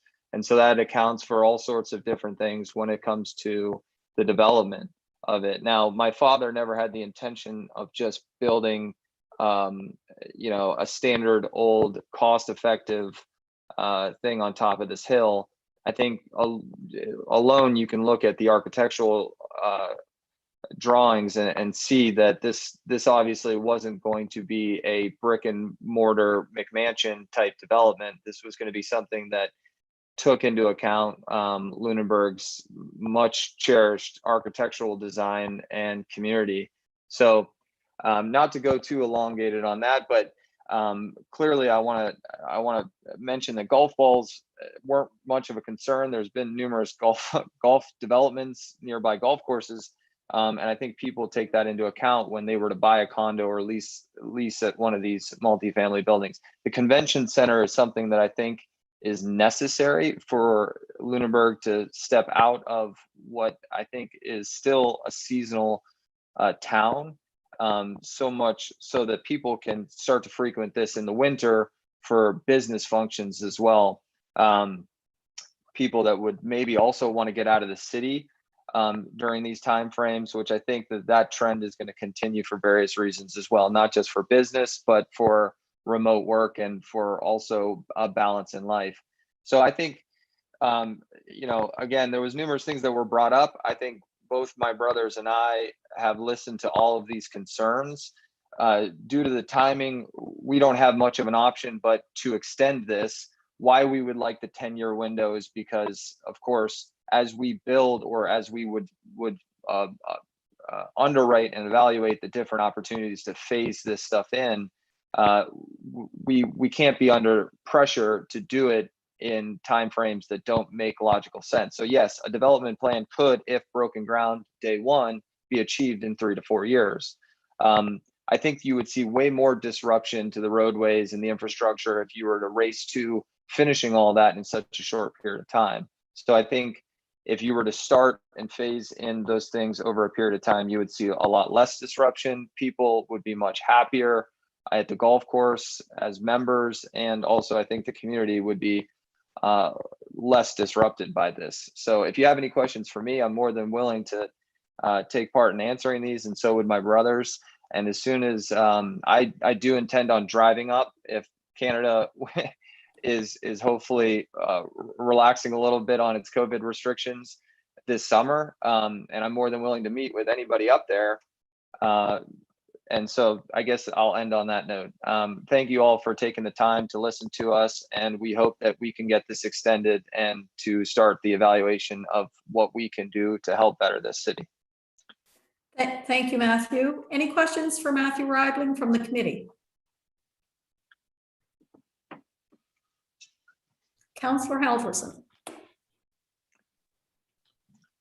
I would ask, what issues prevented you from groundbreaking years ago? You said you had conversations with your father. What were the troubles you came up against? Well, one of the evaluations was on the hotel. The hotel, unfortunately, did not meet a rental rate that was conducive on average of an average occupancy at the time that would justify breaking ground on that. We obviously know the multifamily would be something that is appealing today. Unfortunately, you have other things that go against you, which is including materials and labor. And as you know, you need to have a certain pool of labor available, and the cost of materials need to be at a point in time which justifies the rental rate for the multifamily, as well as the for sale price of the condominium. So again, the 10-year window would give us the ability to evaluate and break ground when that makes sense. Otherwise, you would have a failed project where you would have something that would be reminiscent of the IBM campus built here in Austin back in the day that sat in almost shell form for 5 years before it's now been turned into a second downtown. That's not our intention. We would complete the project if we broke ground, and the phased approach would give us the ability to pivot if we do not want to be sitting there mid-construction on a project at a time frame that doesn't make sense. To build any single one of these buildings isn't an elaborate, out of this world, hard to achieve development, but the overall development cannot be forced to be done in a short period of time. It's not suitable for the town, and it's not suitable for the developer, nor the purchasers of the condos. If you were to fail meeting the goal of finishing the development on a certain specified time. So. Thank you. Any other questions for Matthew Ribling from the committee? Jerry.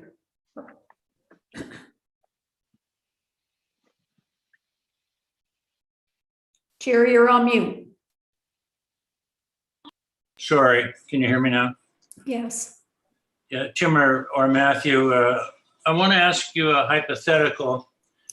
Is it fair to say that should you choose to put this property on the market, it would be to your advantage to have this development agreement renewed for the next 10 years? Of course, in any case, an entitled piece of land with a shovel-ready permit is even better than just a blank vacant canvas. But at the same time, much like anything else that we have ownership in today, we're not forced to sell, nor are we forced to be in a position to make unduly decisions that don't justify overall what our family's intentions were originally. So I'm in the same negotiation with several people who want our land here in Austin. And of course, if we were to sell any of that land, it would be with the best intention of what could happen in the east side of Austin.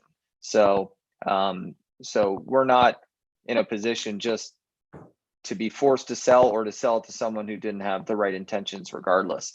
Now, having this extension gives us the flexibility to evaluate the situation.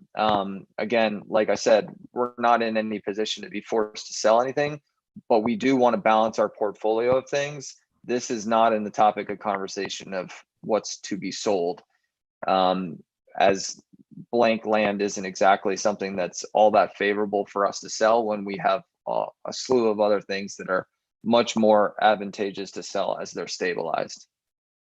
So no, my answer would be no, this is not our intention.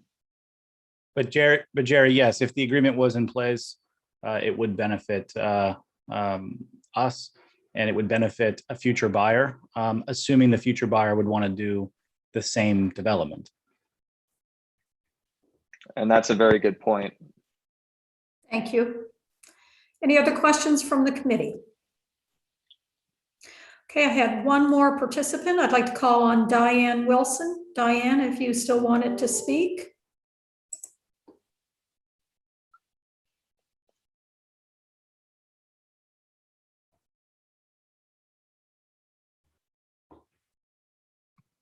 There it is. Okay. I can hear you.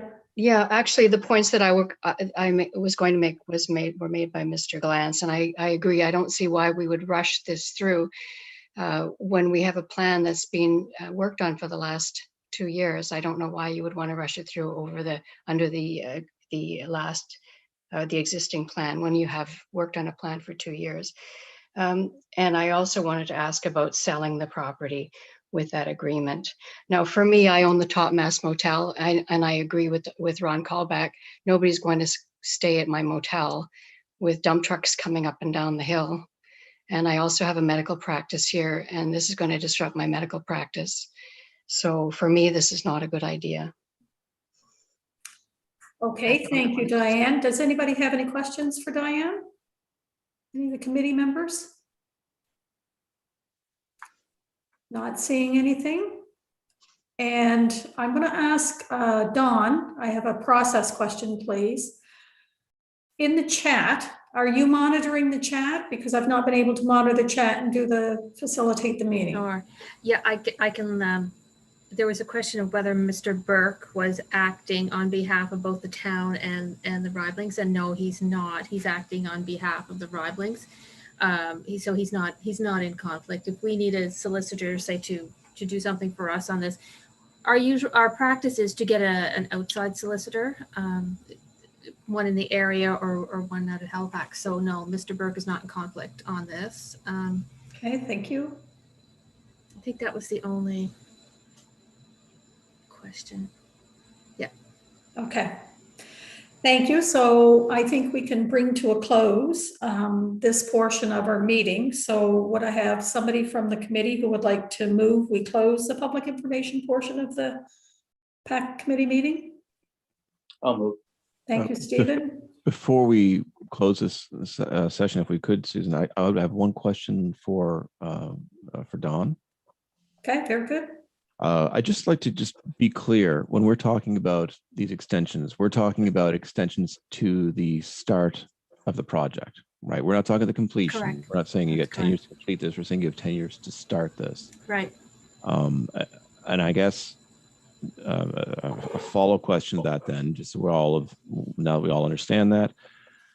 I guess to any of the Riblings who could answer, I mean, 10 years just seems like an awful long time. We've had 10 years, and this is the discussion we're going to have here shortly. Can you, I mean, is there a time frame you could see that would be shorter than that you could make work? You know, if we were to say even 5 years, you know, we pointed out that even 5 years is an exceptional amount of time. Do you think that you could get your ducks in a row, in 5 years to start breaking ground, so that your clock is stopping, you're building through your phases, and you're able to develop all three phases after that, up within that 5 years and just past it? Oh, I see.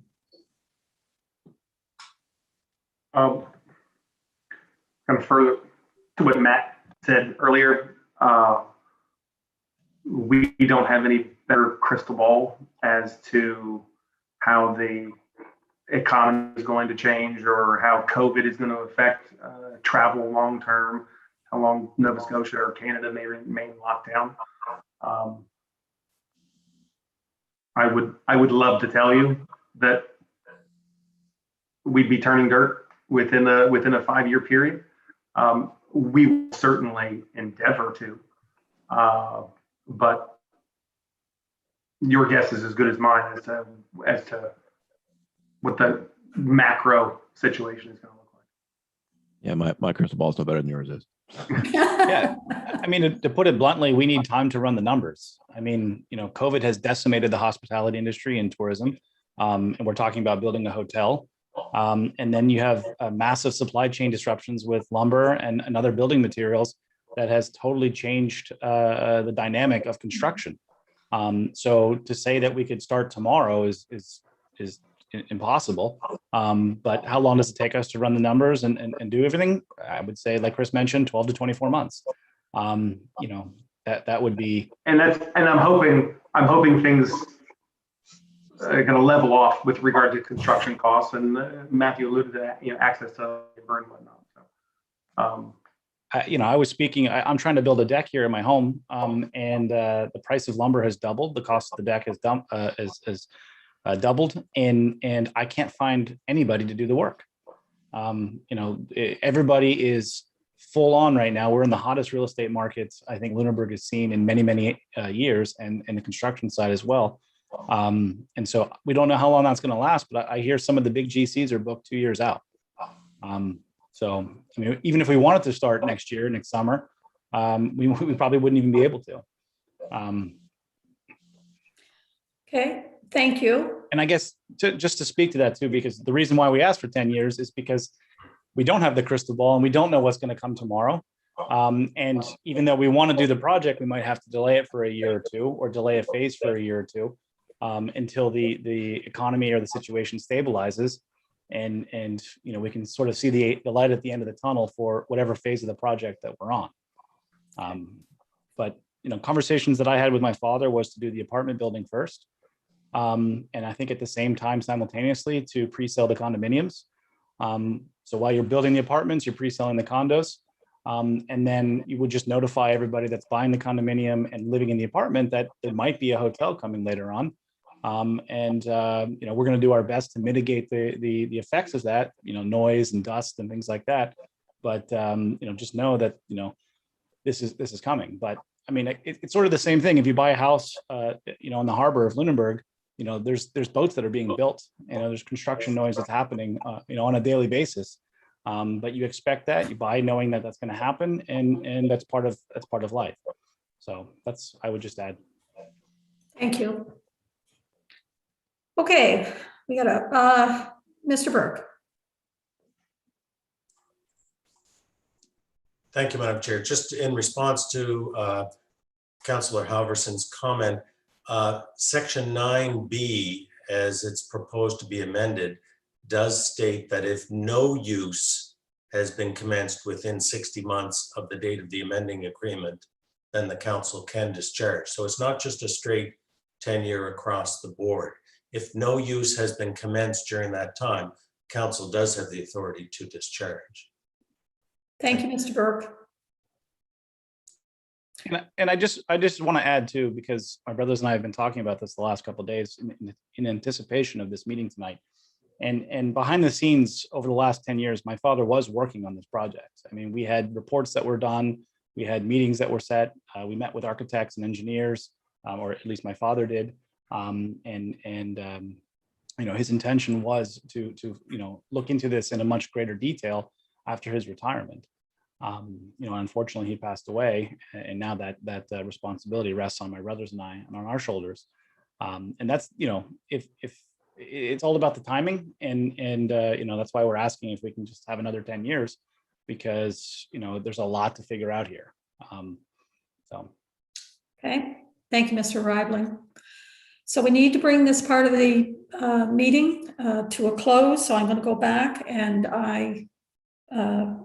Councillor Ernst has moved that the public information portion of the Planning Advisory Committee meeting come to a close. I need someone to second. Seconded by Mr. Kinsman. Any further discussion? All in favor? Okay, meeting's closed. So we'll now go on to new business. So agenda item number 7. And again, we are looking at the development agreement for 101 Masons Beach Road. And Dawn, do you want to start in with the staff report?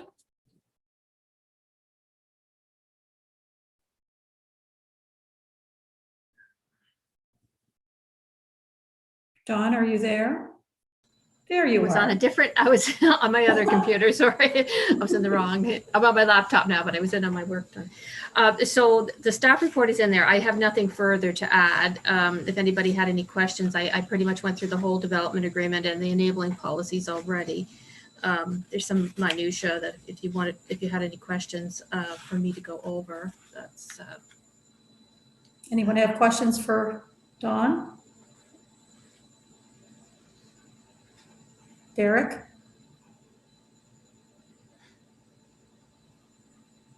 I do have questions, and it goes back to the question I started before. Hopefully the internet won't drop out on me again unless somebody's turning it off on me. So I appreciate the fact that we are operating today under laws that are in place, that have been passed, and everything else. But I feel it's important or mandatory that we also acknowledge that we are pushing forward on a week-by-week basis to put the new structure of land use bylaws, et cetera, in place. And so my one question is it feasible under the proposed new land use bylaw for this development to proceed? So if they came in through the chair, sorry, if they came in after, say, in a year's time with bare land and no development agreement on it, No, that's not something that's enabled under the new policies. If it was in place already, they can do, for the legacy development agreements, they could do non-substantive amendments. But a substantive amendment, say if they wanted to put, 30 more units in the condominium, that would be considered substantive, and that would have to meet the new policies. So. But we, Okay, thank you for that answer. For my clarity of understanding, I believe I saw a date of the 1st of April, 2011 as the date of in action. So in fact, the agreement has lapsed. yes, they came in before it lapsed. In March, the application was submitted. Okay, so the application has been registered with the town prior to lapsing. Right. This is our first opportunity to right. address it. Okay. Any other questions for Dawn? Councillor Halverson. Right. So, okay, I'm just curious. We're dealing with this right now. They've asked for an extension at the end of their whatever 10-year agreement. If we decided to go a shorter time period, whether 1, 2, 4, 5, 8, whatever it is, at the end of that, and if they hadn't seen completion or started, could they then reapply and still get the same conditions and maintain the same agreement? No. If it's a substantive like this is, in 5 years, if we have new planning documents in place, it would have to meet the new planning documents. Despite the fact that we would have given permission, they can't just ask for the extension they're asking for at this point. Right, because it would be considered substantive. And it would be under the new guidelines. Yeah, and with the new legacy policies, it would have to meet the policy of the day. So at this point, it's approve it now or it dies, basically. Approve the extension or it dies. Yeah, but then you'd have to discharge it. You have to be careful how you do it too in your wording, because right now these are the policies in place, and to deny something that for policies that may come into play, that is not defensible before the Utility and Review Board. For sure. I guess my concern more would be, to Derek's point. I mean, this is lapsed at this point. I mean, I guess they came in ahead before. Right, but what's our obligation to renew it? Well, there are different options. You can discharge it. You can recommend to discharge it. You can recommend the 10 years. You can recommend 5 or 7 years that you think is appropriate. Mm-hmm. You could recommend to refuse it, but that wouldn't be advisable because it does meet the intent of the municipal planning strategy now. Yeah, the options that are in the report.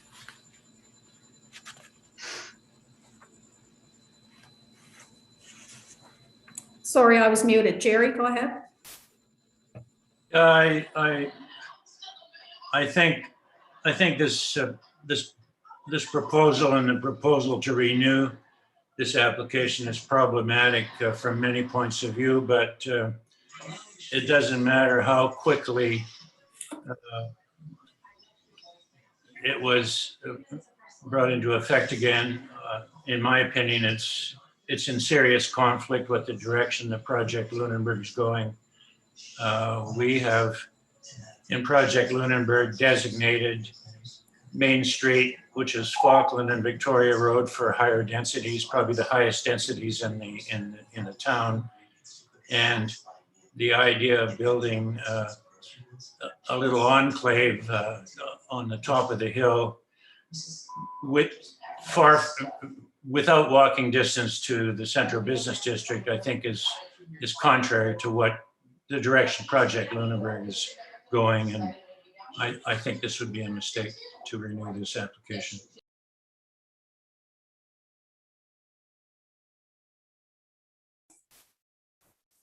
Councillor Halverson?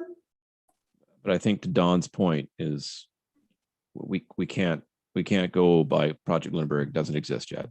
It's not what we're working under. We have to go with the existing municipal planning strategy. Yeah. Derek? That's correct. I understand that, and I fully agree with that.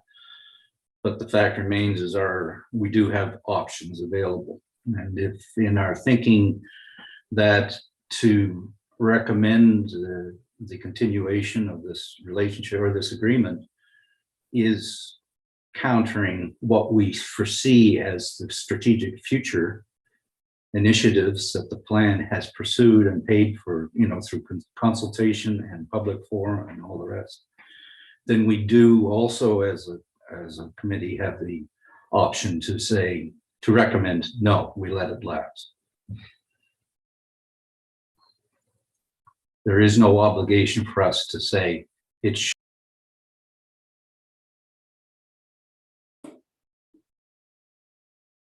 Any other comments?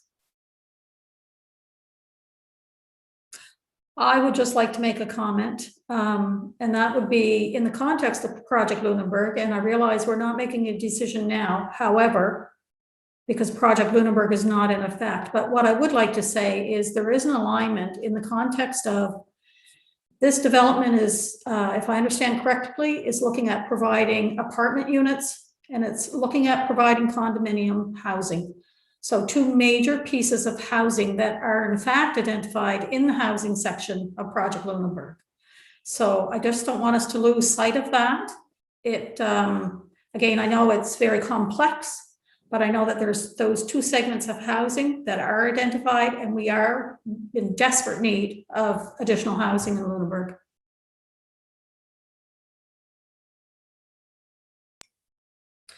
So go ahead, Derek. Your point is well taken, and I agree that those components are in line with some of the objectives that are professed in Project Lunenburg and the comprehensive community plan. However, that property is zoned from a usage standpoint in an area that is not part of the plan for that higher density housing. If it was intended, perhaps there should have been rezoning or some indication done prior to this. I take the comments of, I think it was Mr. Glantz, about he was surprised to find out that there was something like this in his next door property.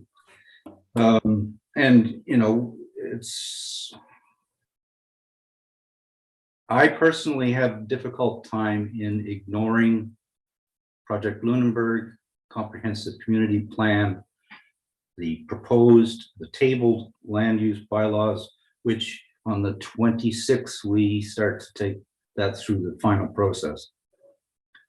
I just feel that it would be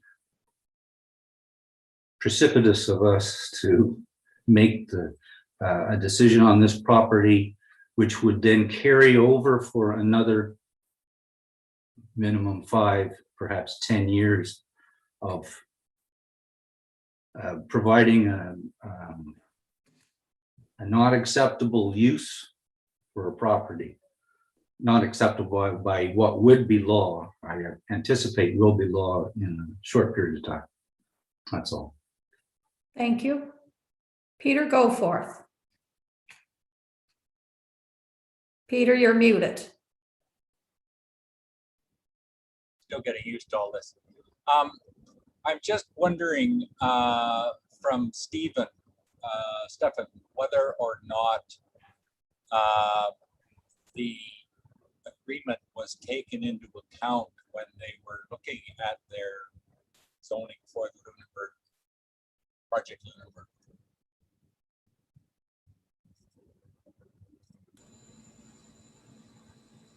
I can answer that, Chair Sanford. I did send everything off, and that was flagged because it was a development agreement that's been on the books for a while. I didn't send every development agreement off, obviously, but that one was flagged. Okay, thank you. So there's a recommendation on the, Susan, if I may interrupt, Councillor Halverson had his hand up. okay, Councillor Halverson, sorry, I looked down. It's all right. It's all right. I never shut up anyway, so it's hard to tell when I want to talk. I do actually want to bring our attention to some of the comments that were made earlier about the roads that are going to lead up to this development. It does go past the school. It goes past probably one of the narrowest pinch points on Tannery there in town. So we've got kids we've got to deal with. We've got walkers we've got to deal with. Traffic up to the golf course, and then we're going to be throwing in large construction vehicles as we talk about dump trucks and all those things. And we all know that the road going up the hill there is narrow in itself. The inconvenience it's going to have for the residents, the businesses that are there already. I just don't know that the infrastructure is even there to get in to do the construction properly the way it needs to be done. I really struggle with that. I feel like, regardless of, Project Lunenburg and all the rest, just even as we sit right now, I think it's a struggle to try and get that construction in place in that location and get the vehicles and the equipment and everything in safely, and to mitigate all the risks around that, and mitigate all the harm to existing hotels and the golf course and other businesses as well. So I just wanted to make that point. If I can to that point, Ed, I'm wondering, is it possible, and I'm not saying they would, but is it possible that they could come from the other side of the hill? Is there something that says they'd have to come through town? They don't have to come through town, would they?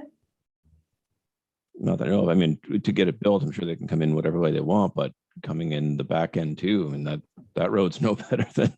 No, it isn't. It just takes the school and all the town equation out of the trying to manage it. Councillor Ernst, go ahead. Thank you. And yeah, I was going to say there is access from the Masons Beach side, certainly. But I do just want to mention for that matter, when this was being discussed in 2011, Bluenose Academy would have just been under construction at that time. We want to take that into account. So I'm sure these discussions were held then, and clearly that seems to have not been considered a major issue because at the time it did go through. So just want to clarify with that. Okay, so are we ready to move on? Is there any further questions, comments at this point? So there's a motion recommended, staff has recommended a motion. And I'm getting a sense that people are mixed. Derek, go ahead. I know that the staff recommendation is before us, but I believe we also, in the report, there were options that were available to us. Could Dawn review those with us again, please? Absolutely, Dawn. Sure, I'll just read them. So the first option was to recommend that council discharge the development agreement by resolution of council pursuant to subsection 2292 of the Municipal Government Act, whereupon the land use bylaw shall apply as set out in Part 9, termination of agreement, subsection A. So that's right in the development agreement, right? The second one is to recommend that council amend the development agreement to allow for 10-year extension and to reference multi-unit dwellings. So that was option 2. And there's a lot of wording, but that's the gist of it. The third one was pretty much the same, but to recommend the development agreement to allow for a lesser period of time than 10 years. So you could put, oh, thank you, Heather. You could put in another like 5 years, 7 years. And the third one is recommend that council refuse the application as it does not carry out the intent and give reasons as to why. And then 5 is other, right? Provide alternate direction such as requiring further information on a specific topic. But really the topic here today is the time frame. Thanks, Heather. Okay, Derek, put your hand up. That was left up from my request for Dawn's review. Okay. I should have lowered it. So I'm hearing concern about option 2. Would somebody like to propose a different recommendation? Different option than number 2? Or do we want to Sorry, can test the someone waters for number 2? Sorry, can someone point me? All I can find is the one recommendation number 2. Where are the list of options in this agenda package, please? Options are on page 13 of 162. 13 of 162. There it is. Thank you. I appreciate it. Are there more than 3? There's 5, Jerry. There's 5.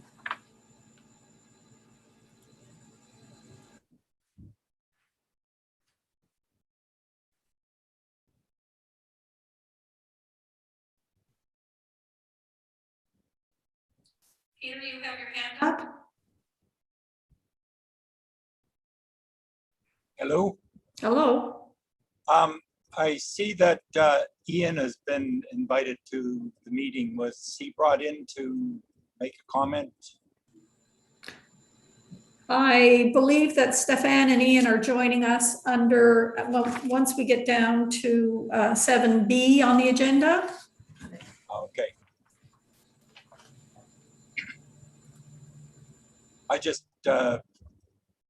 I was still wondering about whether or not this had been considered, this agreement had been considered when Project Lunenburg was put together. I wondered if he was going to make a comment on that, because Dawn said that the information was sent to them, but nothing was said whether or not it was considered. So I think for process, should we test the waters and see, does somebody want to move option number 2 and we take a vote, or is it Stephen? You're moving that we recommend option number 2 as it is before us. Do I have a seconder on that? And I can't see because of the screen. So somebody, if there's a seconder, oh, thank you. Would somebody like to move? We recommend option number 2. Stephen's moved it. Would somebody like to second it? Okay, Councillor Halverson is seconded. So is there further discussion on this? Any further discussion? So all in favor of option 2? Can you read option 2 again, please? Option 2 says recommend that council amend the development agreement. Can you see it on the screen there, Peter? I can now, but it yeah, it disappeared. So when we vote, what has to happen is, in order for me to see hands, Dawn has to stop sharing the screen.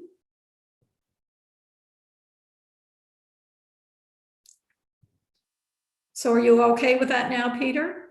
Yeah, I can see that now. Okay, Dawn, can you stop screen sharing and we'll finish the vote. So it's moved by Councillor Ernst, seconded by Councillor Halverson. All in favor of option 2, please raise your hands. So we have Councillor Ernst and Peter. Those opposed? We have Jerry, Councillor Halverson, and Derek. So the motion isn't carried. So would somebody like to propose another motion? Peter? No? Derek? Derek, you're muted.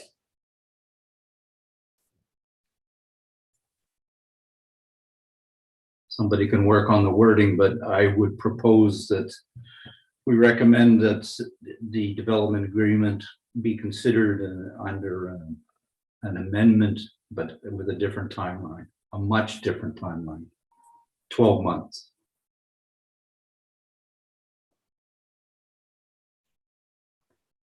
So the motion is to recommend the development agreement be renewed So the language, and Dawn, you can help me with this, would be similar. Actually, it would be the language under number 3 with a period of 12 months. Right, through the chair. So it would be the same wording as number 2, except you would to allow for, say, a 7-year extension. And I'd go through and change it that way. It's be the same structure of the motion, just a different time frame. Okay, so Jerry is trying to weigh in. Coming back to option 1, if we discharge this item, that means the 10-year-old agreement is not in effect anymore. Is that correct? That would be correct, right? Council would have to discharge it. Okay. And that does not mean that the landowners could not reapply at some point in the future. Is that correct? So if they came back in tomorrow, we'll see if it went through council, and these current planning documents were in place, they could reapply. And if they reapplied when Project Lunenburg had been adopted, then they could apply then also, right? But it would be refused, wouldn't it? It's hard to say whether they're only draft planning documents, right? And they may never be approved, for God forbid. But we have to go under what's in place at the time. Okay, but what my point I'm trying to make, not very well, I'm afraid, I apologize, is that if we discharge this, there's nothing to say that they cannot reapply in 2 years with whatever they want to do. That through the chair, that's correct. We have no policy to say, you can't apply within a certain amount of time, or you can't come back and apply with substantially the same proposal, which some places do have that, but we don't have that. So they could come back.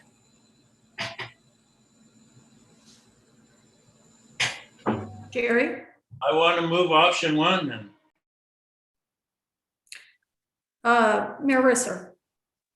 Sorry, Don, just to be clear, and this is to Jerry's point, my understanding of the new development documents that are in draft form, presuming they weren't amended, wouldn't allow development agreements or wouldn't require development agreements on any of the sites in town. So development on that particular site would be regulated through the use form and lot zones. Am I wrong? Right. In that?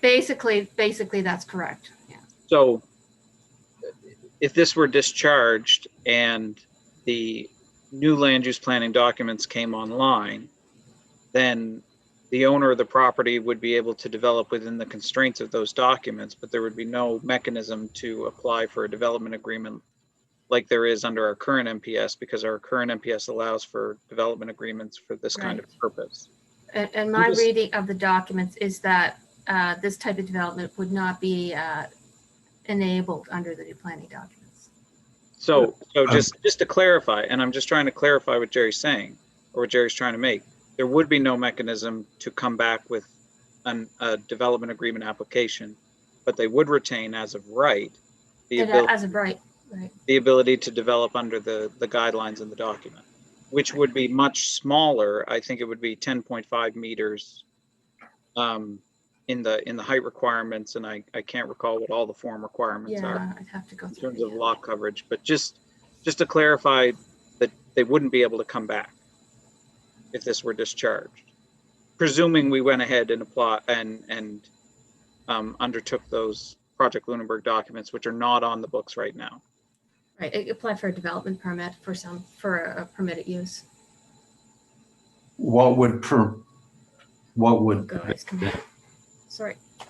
Go ahead, Derek. What would prevent them for asking for a change in the land use zoning to put their portion of land commercial mix? I don't see it. I'm not aware of anything that would stop them from requesting that land be zoned differently. The land use. Okay, so through the chair, I haven't evaluated this proposal under the draft planning documents. I haven't done that, and it's not appropriate to do that because we're under the current planning documents. We really can't speak to what draft documents that are not in place. We really can't do that. And you're putting, if you did a recommendation with that in it, you'd be putting council at risk of appeal.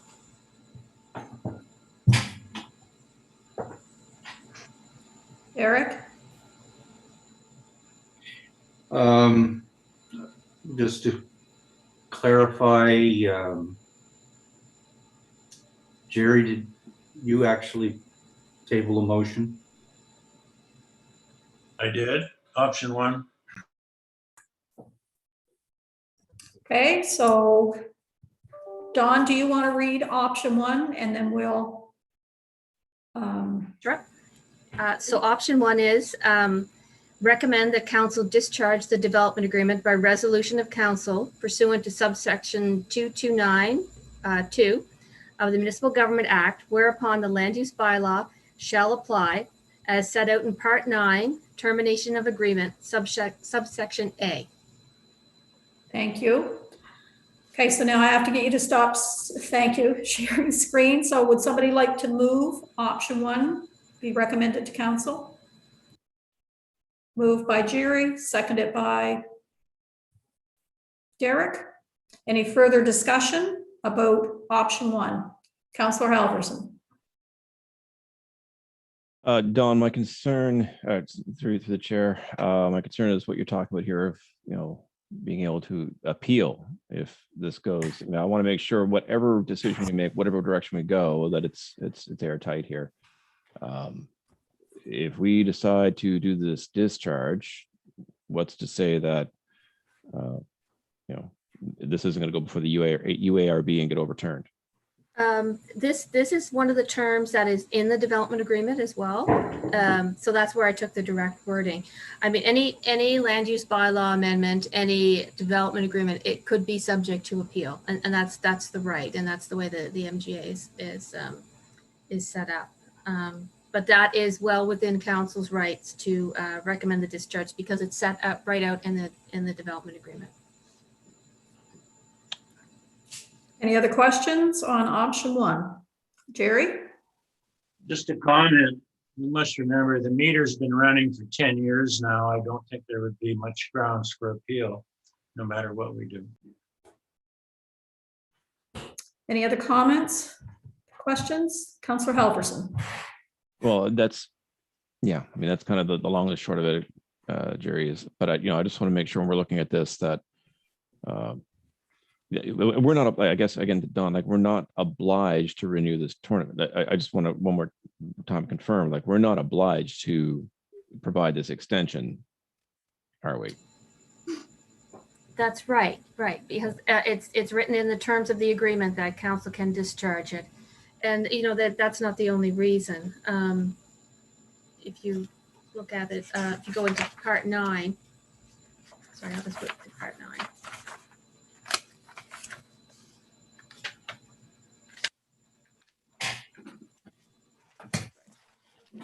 Part 9 says that this agreement shall be in effect until discharged, what I just read, that the town of Lunenburg may discharge this development agreement if no use described herein has commenced within 60 months of the date of this agreement. So that's also.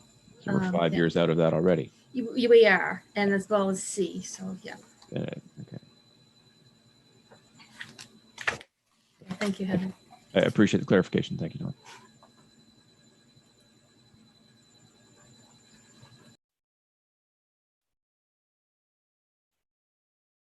Any other comments, questions? Okay, so we're ready to vote. So all in favor of recommending option 1 to council? Jerry, Derek, and Ed. Those opposed? Councillor Ernst. Pete and Peter Goforth. So motion carried. Option 1 will be recommended to council. Madam Chair, would you mind just indicating who voted in support of that again, please? Okay, so Jerry was in support, Derek was in support, and Councillor Halverson was in support. And those Right. opposed were Counselor Ernst and Peter Goforth. And we have 6 members of the committee. Did you vote, Madam Chair? I didn't vote. I You would were- be opposed. Okay, so we would have a tie then, and the motion would be defeated because you're required to vote as the chair. Correct. Sorry. Thank you for that. So with the motion defeated, would somebody like to suggest another motion? Counselor Halverson. I feel like we're picking off the menu at this point, guys. I don't know. I'll have the lobster.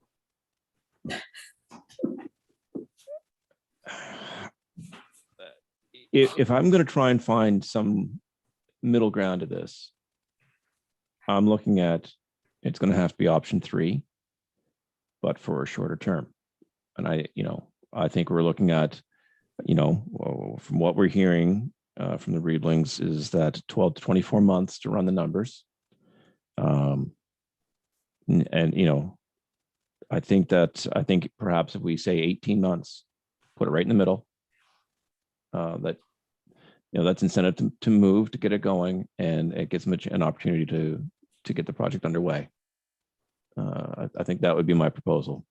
Recommend council amend development agreement to allow for an extension of a lesser period of time than 10 years, 18 months for commencement by amending part 9. My recommendation.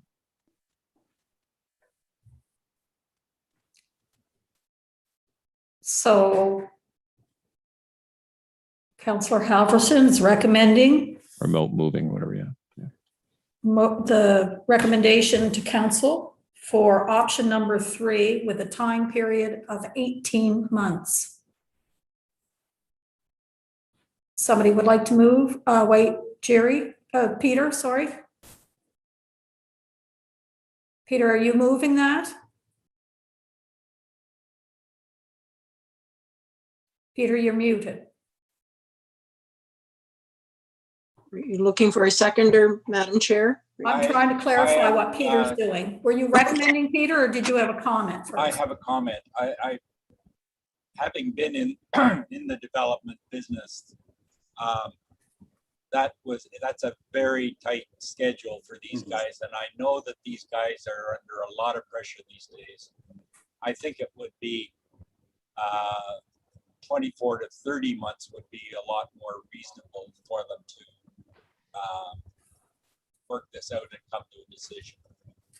Councillor Ernst? Thank you. I agree completely with Mr. Goforth's.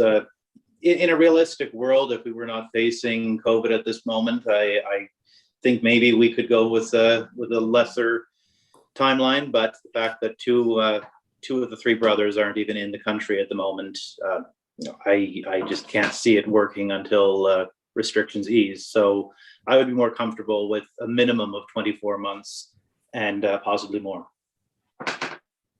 Thank you, Councillor Ernst. Councillor Halverson? I just struggle. I know we're in COVID times, right? But I'm also looking at the fact that this has been a 10-year contract, or the 10-year agreement already. And in the 10 years, we've heard issues about, I don't remember now, but no, and now we're talking about the cost of lumber. We're talking about unable to find general contractors, and I get it. I mean, it's tough. I know, but I just feel like this. We've waited long enough on this. I don't know. That's why I'm going with why I say 18 months. Peter Goforth. I do know that this project has been worked on over the last period of time. I know that Gunther was working on it, and he had a time period in mind. And I know that the boys are under a lot of pressure right now. They're trying to figure out which projects they have to go ahead with. I mean, they have inherited a huge job, and to be fair to them, I think they're trying to approach things as honestly and reasonably as possible. And I don't know that it's really fair of us to clamp down on them, because their father was looking after it, and then all of a sudden last year they're in charge. So they've got to do a little catch up and then they've got to make their decision. That to me seems reasonable. So 24 to 30 months to me would be a much more reasonable amount of time to work on. Thank you, Peter. Derek Kinsman. Yeah, thank you. As has been stated several times tonight, nobody has the crystal ball. All I can say is that most of us have experienced in the past 20 years that on a very regular basis, maybe every 3 years, every 5 years, every 7 years, major events globally are causing big shifts in the economy and all the rest of it. Appreciate that. If any developer thinks that they're going to have 10 years of clear sailing to ponder a development, it's not likely going to happen. Having said that, I respect the personal circumstances that are associated with the history of this development, the company, etc. And I would be supportive of an abbreviated time frame, 24 months in that order. Councillor Halverson. Well, that seems to be more the consensus. I will amend my motion to option 3. Instead of 18 months, I'm willing to go 24. Okay. So Councillor Halverson has moved option 3 with 24 months. That's correct, Ed? Is there a seconder? Seconded by Councillor Ernst. Any further discussion? All in favor? So all in favor are Ed, Derek, myself, and Councillor Ernst. Those opposed would be Jerry Rolfson. So motion carried. Sorry, Madam Chair, I seem to be missing someone. Those voting in favor were Councillor Halverson, Derek Kinsman, yourself. And Councillor Ernst. And then Yes. Jerry voted against, Jerry Rolfson, and Oh, I'm sorry. I didn't see when Peter voted. okay. I So voted for. thank you, Peter. Thank you. You okay, B? I got the missing sheep there. We've got Peter. That's good. We got 6. Thank you. All right. So now we move on to 7B in the agenda, but given the time, can we take a 5-minute bio break before we move into Stefan and I believe it's Ian that are joining us? Is everybody okay? If we take can we take a 10-minute or is that too long? 10 minutes, so 8:41, we'll come back. Yep. Thank you, everyone.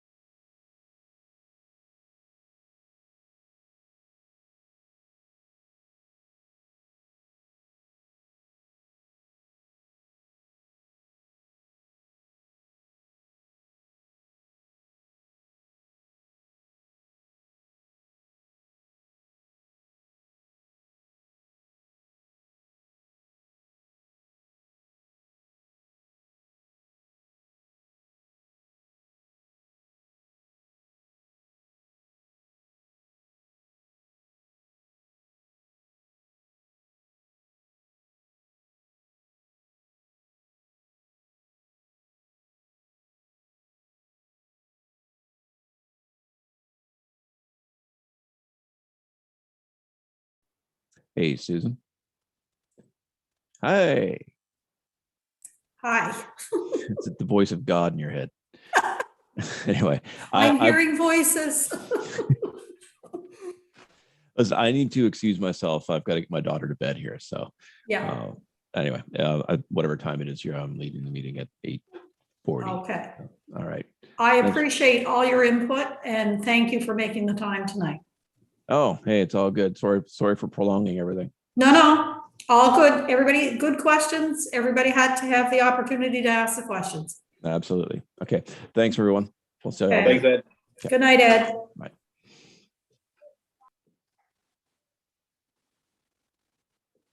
And then there were fewer. And then the mayor showed up. Oh, we're all in trouble then. Yeah. Well, you're still quorate. You still have 5 out of 6, and I'm non-voting. We have nothing left to vote on, other than we're just gonna adjourn the meeting.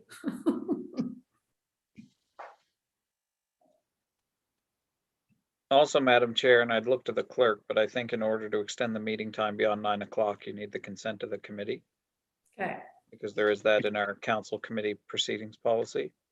okay. You won't be getting it from me. This is going on long enough.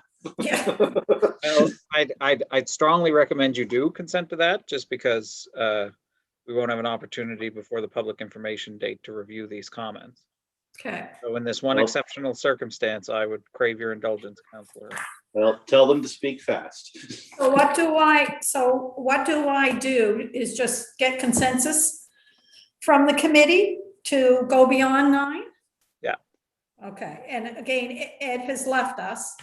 So it's Jerry, Stephen, Derek, and Peter. So we just need to wait for Peter to come back, and I need, Peter, can you let me know if you're there?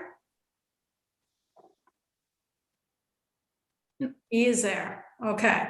So do we agree then that we will, for this time, move beyond 9 o'clock, given the time that Uplands will need to do their presentation and sharing of the information and the feedback from community? Is everybody all in favor of that?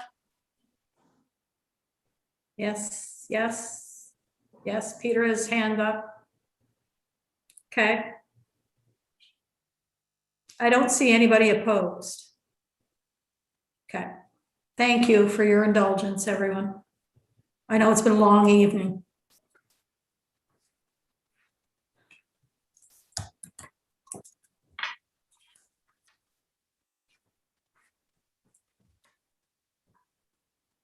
Thank you, Mayor Risser. Good direction. Try and keep us out of trouble.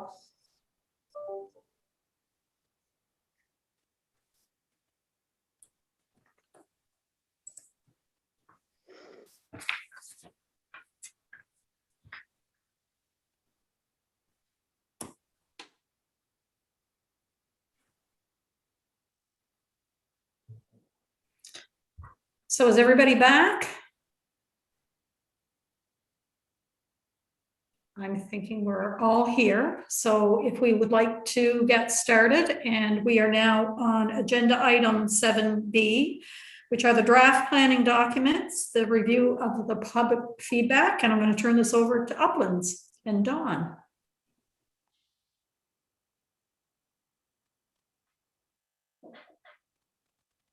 Hi, I haven't seen it yet either, so I'll let Stefan and Ian take it away. Just going to go over our schedule for a second for planning advisory. So we're having our, tonight we're getting the public feedback. Next week is a public information meeting. After that is the next week, June 2nd, is the PAC recommendation. And it goes to council for first reading on June 22nd. So there's a very, very tight turnaround between between now and the public information meeting, because we have a holiday in there, right, to update with the public comments and with the with some of the technical stuff to be done as well. So it's just want to draw that to your attention. That's a very, very tight turnaround for Upland. Okay, I'll let Upland take it away. Thanks, Dawn. Thanks for having us again. With me here tonight again is Ian Watson. And yeah, we received 17 or 18 individual feedback or comment emails, mostly from individuals in Lunenburg, and broke them out into over 40 comments, issues that we're looking for feedback on. And so I'm just going to share my screen here if I can. Can everybody see that?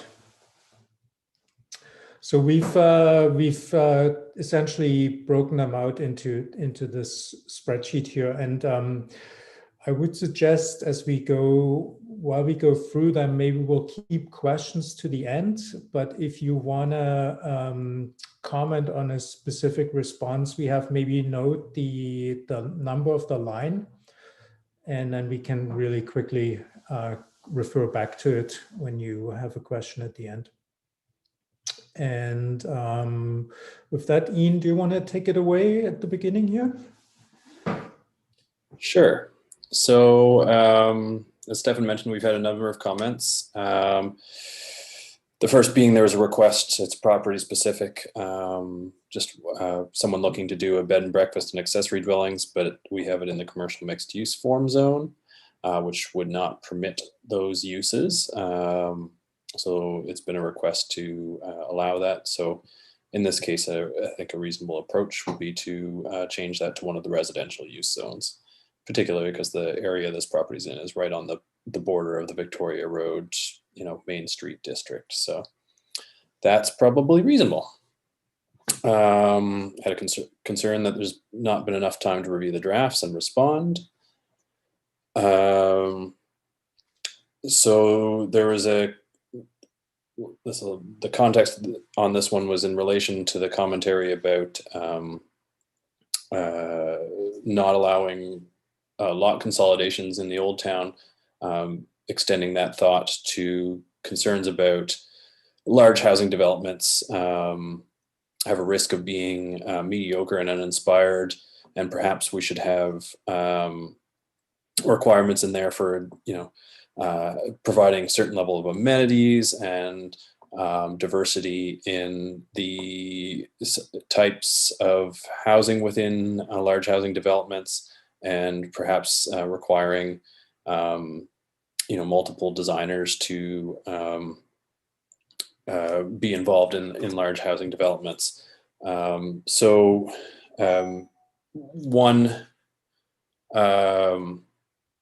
The two aspects of this, I guess, is a lot of these control on the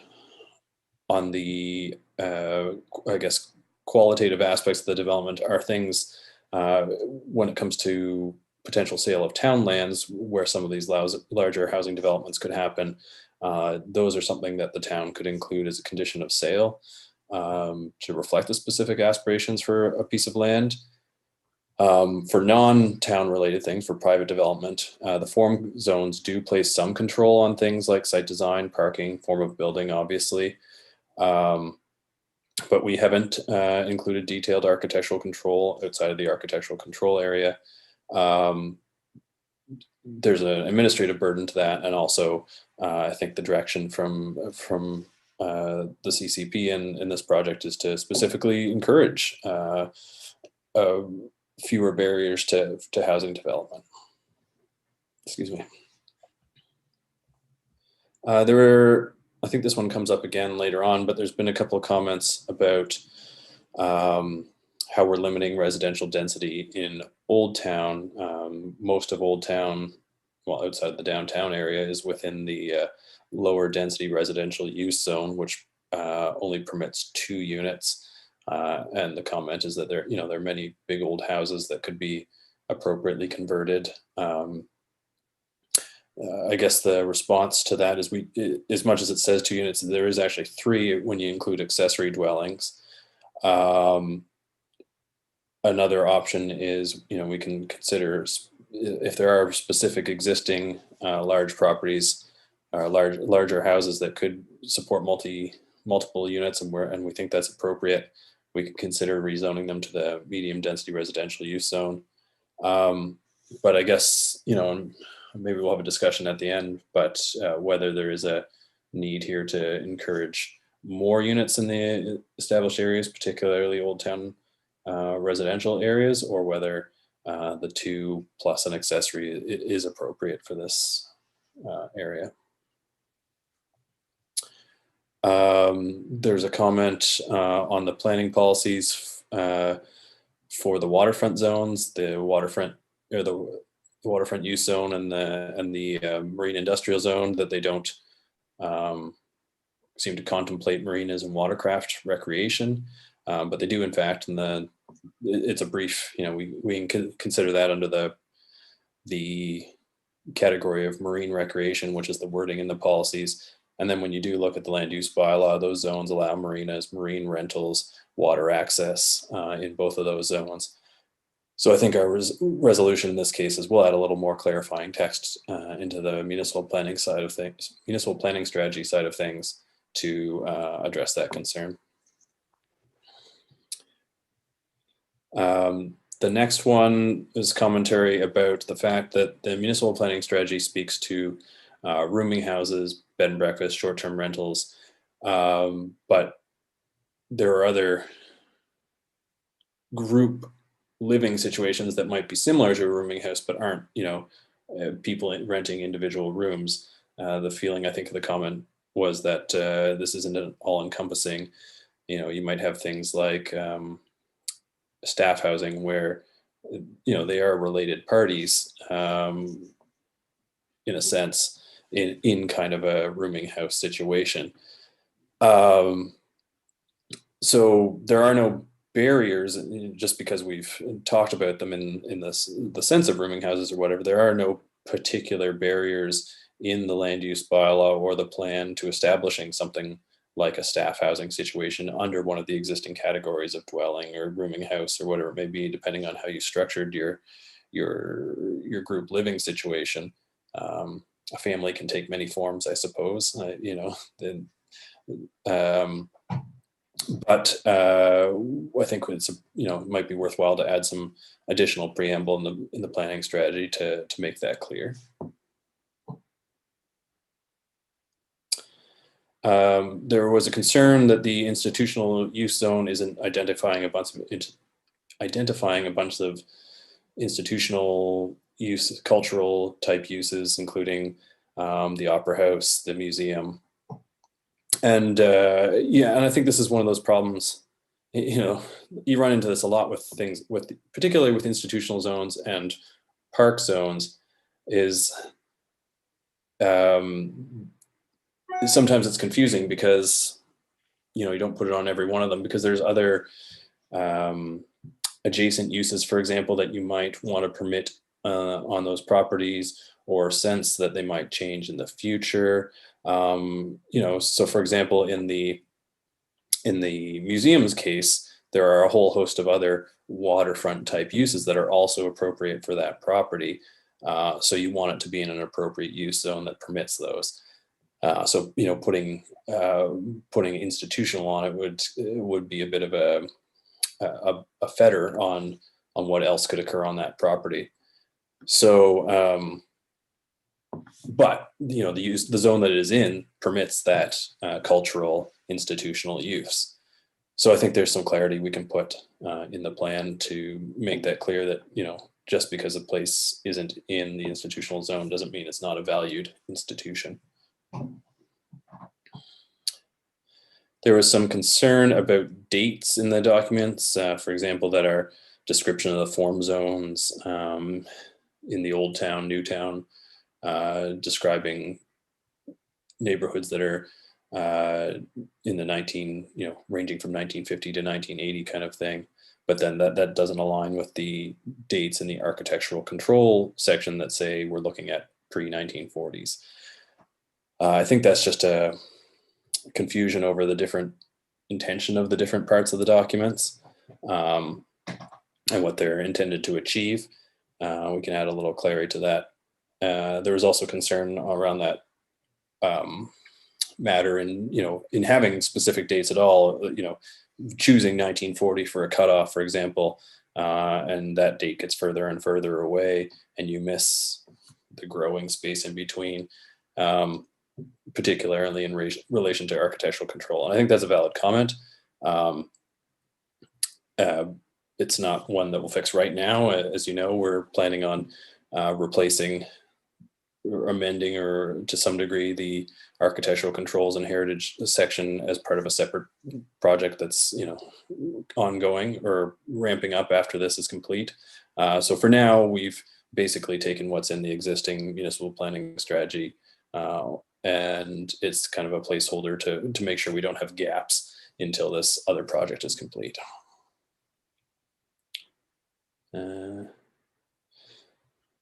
Lots of hard work. Good job. Thanks. There was a comment about don't like the tone implications of non-conforming. The documents speak to non-conforming, and I think that was I interpret that to be a concern that we see these as a negative thing, though they don't conform with our expectations. And that's not necessarily the case. It's not intended to be a negative connotation, and I don't see changing this, particularly because non-conforming is the language used in the Municipal Government Act, and it has a specific meaning and confers specific legal protection. So I think it's unfortunate that maybe we can soften some of the wording or put some context around it in the plan text, but in terms of the actual calling it non-conforming, that's something that we'll have to maintain. There was a concern or a comment that it would be helpful to have a visual in the CCP about what's intended for Victoria Road in terms of this concept of a main street district, and also that we should implement incentives for new home buyers, things like a tax rebate or something like that. And while those comments are well taken, I think at this point we haven't adopted CCP, and these are both things that wouldn't necessarily show up in a municipal planning strategy.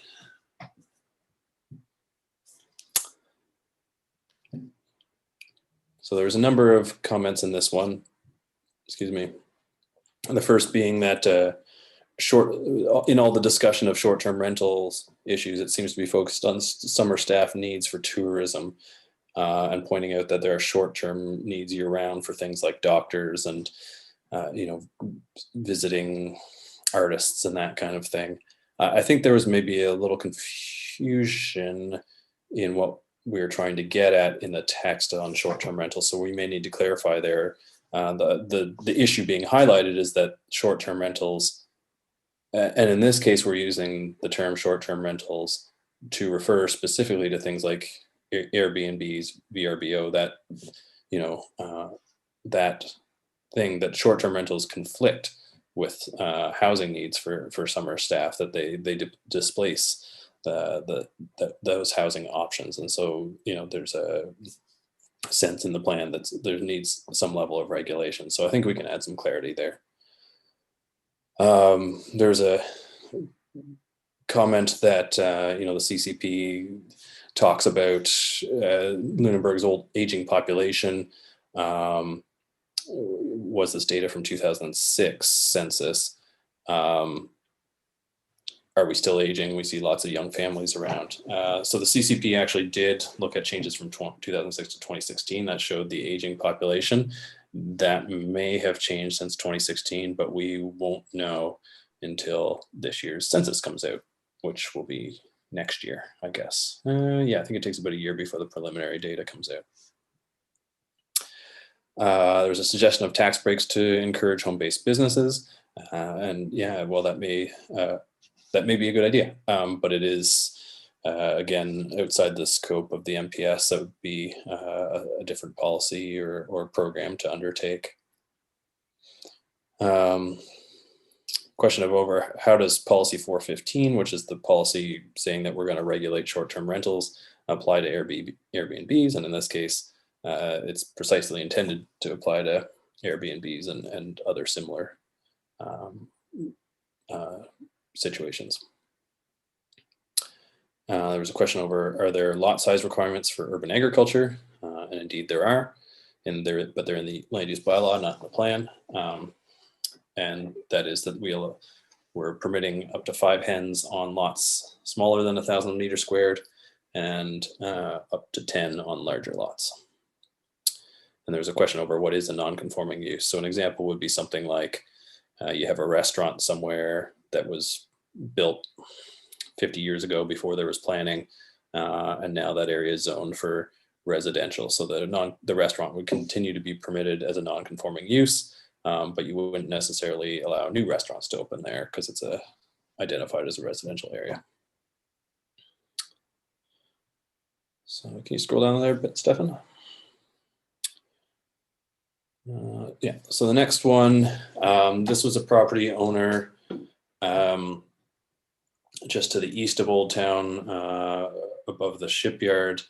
They're wanting the ability to subdivide and recognizing that this is possible under their current zoning, which has a minimum lot size of, I think it was 2,400 square feet. That area we now have in lot zone 2, which is reflective of kind of the new town size of lots. And with these new minimum lot sizes, the lots that this person has are not large enough to create 2 new ones out of. So, they were suggesting that we put them in a different lot zone or otherwise allow subdivision here. In this case, we don't recommend that change. One of the key defining features, of a lot of areas of town was lot size, and the lot zones are intended to reflect that, which I think would be contrary to kind of a fundamental aspect of what we've done here. Another suggestion was to lower the minimum lot sizes in the lot zone 2, which would, with the larger ones would allow 2 lots out of them.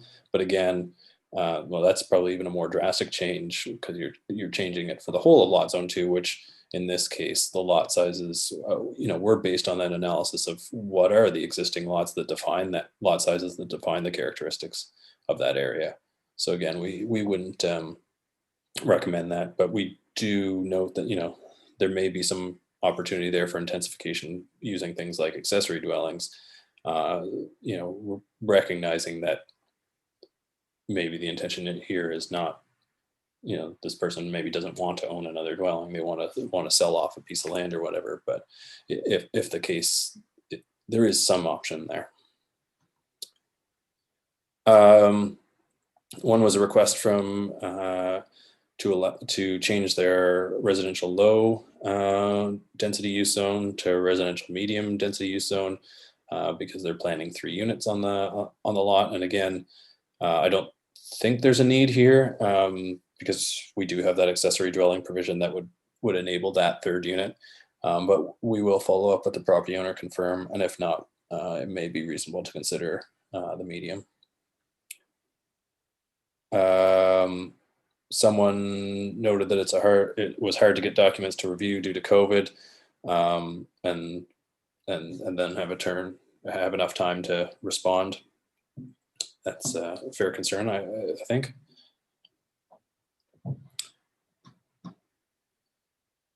Stefan.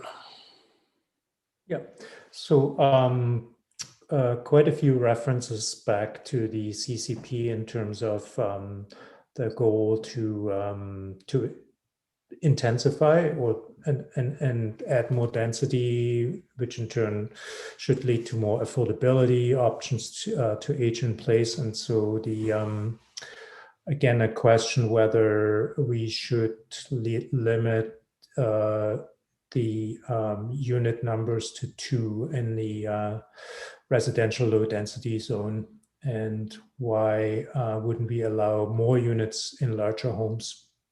So again, this has come up a few times. The essentially this ability now to have secondary suites, which adds that third unit, but it is up for discussion whether we should enable larger homes to potentially have more units. Then the Board of Trade building currently in our form zone is in the community zone, and there was a comment that the building has no heritage value and can be repurposed in the future, and since it kind of is a bit of an isolated zone within I think it's the Old Town, New Town 1 zone, whether it would be more appropriate to add it to that zone, and that's our answer there would be yes. This has come up earlier as well. MPS heritage policies seem very aligned with current heritage planning. Ian mentioned already that's going to be updated after the new heritage plan is adopted. And then a question whether so it's now MPS policy 5.6. There's a policy about replacing destroyed structures. So house burns down, how should it be replaced? And there was a concern whether we would encourage or require replicas of the old home, and what the policy refers to is form, massing, and use, which does not extend to architectural style. So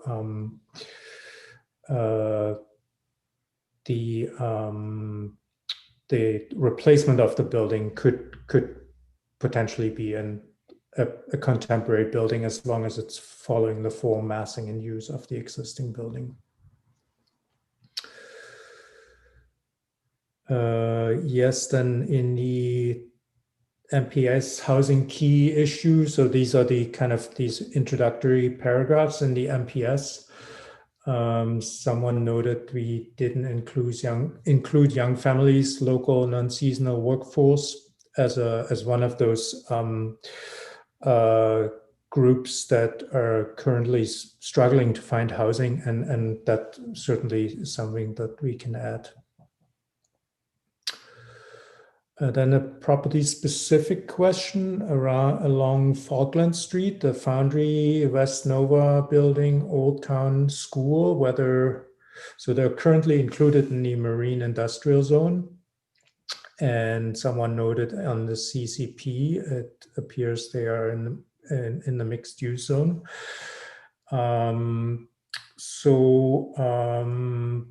The Foundry is actually in the mixed-use zone, and then we would recommend turning the Old Town School as well, add that to the mixed-use zone, but we have questions about West Nova since it's an operating business. We'll have to check, but I'd be concerned about it creating it as a non-conforming use, so we'll take a look at that. Shipyard Hill, that's the little property on the waterfront that is currently in the Marine Industrial Zone. And again, in the CCP structure, it appears it's residential, and it could very well be changed to residential. Question about the Anglican Church Hall, why it is in the Parks and Institutional Zone. Because so the concern here is whether that would prevent it from being turned into residential, and we just have to this is an issue we have to check internally here, which property that is exactly, and whether it is in the 4 blocks of public use that are important to the UNESCO designation, whether there's a risk there that that could be jeopardized. Question whether Blockhouse Hill would be more suitable for higher densities. So if you remember the use map, we have the higher densities kind of at the bottom of Blockhouse Hill, and then there's medium density at the top. And that's the rationale here, was that it would be a more of a transition from the existing Old Town densities. It's a park behind Fire Hall that's slated for residential on the future use map. And the question whether that's correct. And what did we say here as the response, Ian? I'm trying to. That's the parks and institutional designation. So yes, agreeing that the park should probably be switched designation. There's a house on the APCO, I guess beside APCO on Tannery Road that's currently in the community zone, and that's a mistake. That's something we need to fix. There's actually a contradiction between the zone map and the form, the use map and the form map, so that will be changed. Then we have a few properties across from the bowling alley that seem to one of the respondents seem like more conducive to be included in the Main Street zone, and it is the CCP, it may have seemed that was more slated towards Main Street, but kind of looking at it at a property by property basis, it is part of an established residential neighborhood, and it's also small lots that it would be hard to accommodate the Main Street forms.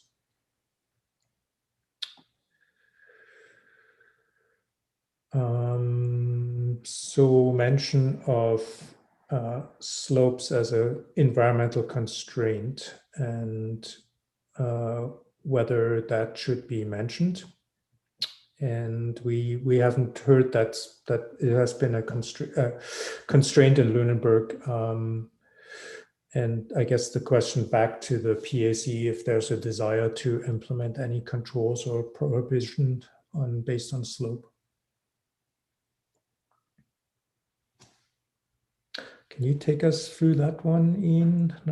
So obnoxious is defined in the definitions, but then it's not actually used in the document, and that is an oversight.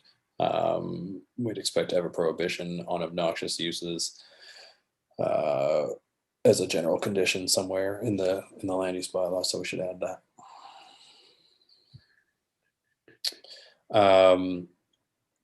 One of the comments was that other municipal planning strategies often have, kind of future infrastructure, environmental constraints maps in them.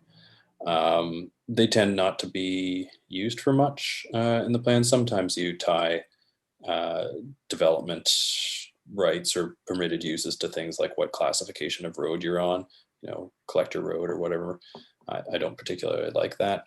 In this case, and they're also helpful in MPSs in terms of, giving people a sense of the context. But in this case, where we have the CCP that covers a lot of that, I think that's probably, we have that benefit of having that document that's more appropriately focused on that type of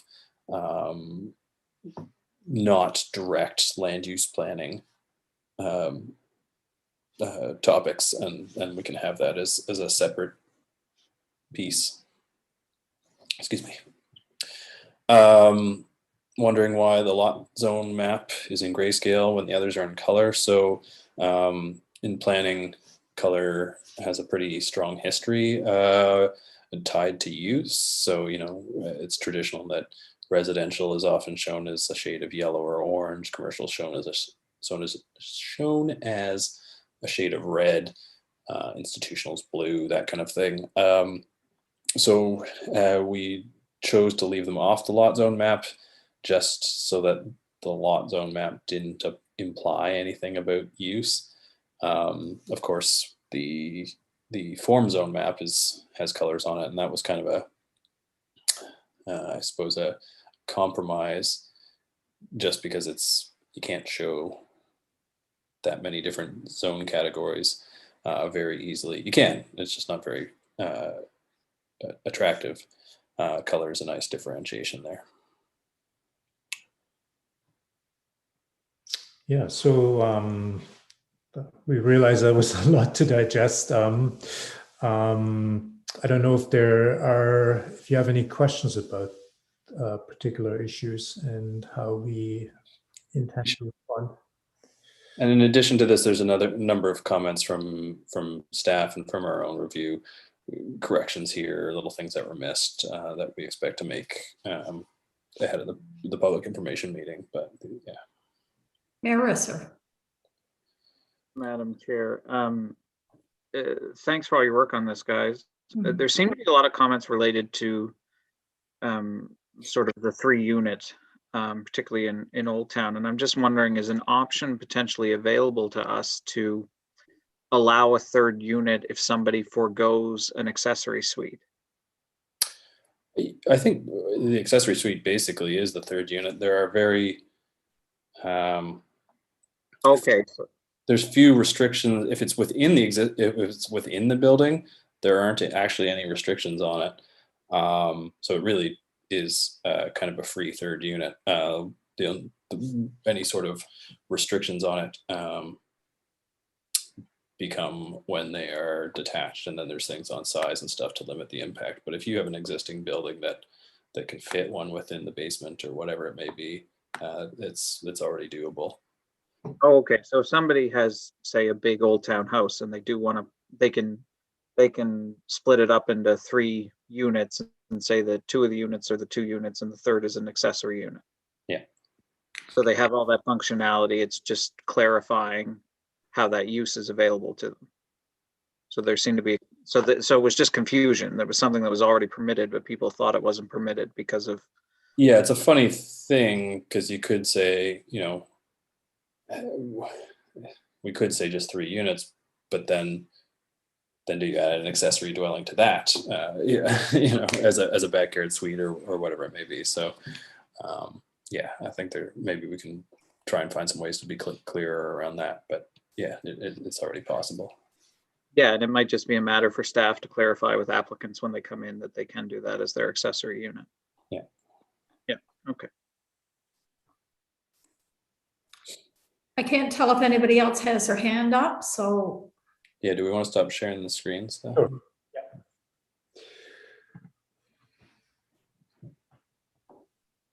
Again, that was an excellent presentation, Stefan and Ian. I appreciate your time and addressing the concerns that were raised. I have a question with regards to the feedback that was provided in the public presentation.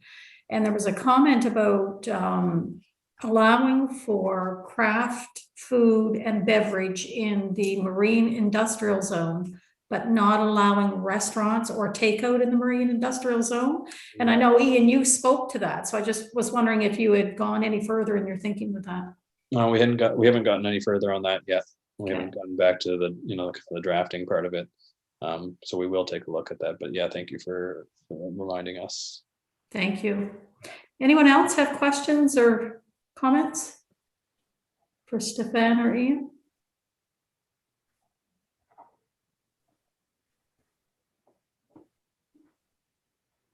Not seeing any. Peter, go forth.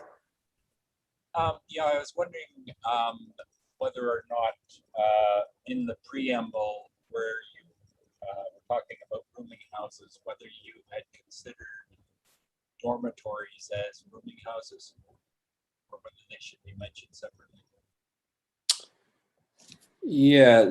So I think there's some clarity that's needed in the preamble to make it clear that, through existing definitions within the land use bylaw, you can slot that kind of thing into whether it's a rooming house or dwelling. So, for example, it's a rooming house if you are someone renting out individual rooms, with basically this kind of self-contained sleeping units, basically, and then a dwelling is basically anything else. And land use bylaws we don't regulate people within those. So if you are, for example, an employer who has a large house that you're housing your staff in, it's still a dwelling, even though you might call it staff quarters. So I think within the existing land use bylaw definitions, there's room there for however you dice it up in terms of your personal relationships. But yeah, I think in the preamble side of things, we can make that a little more clear. Okay, and there was one other thing I noticed when I was reading when you were talking about projections into setback areas. I didn't see any mention of outward swinging doors and windows. Outward swing, like that the door itself would cross over a property line. So it's never come up. I don't know if that's something we need to think about that one. I know working in an architectural office, I used to run into this. Right. Yeah, I'll think about that. Whether that's something we need to address at all or, yeah. Any other questions?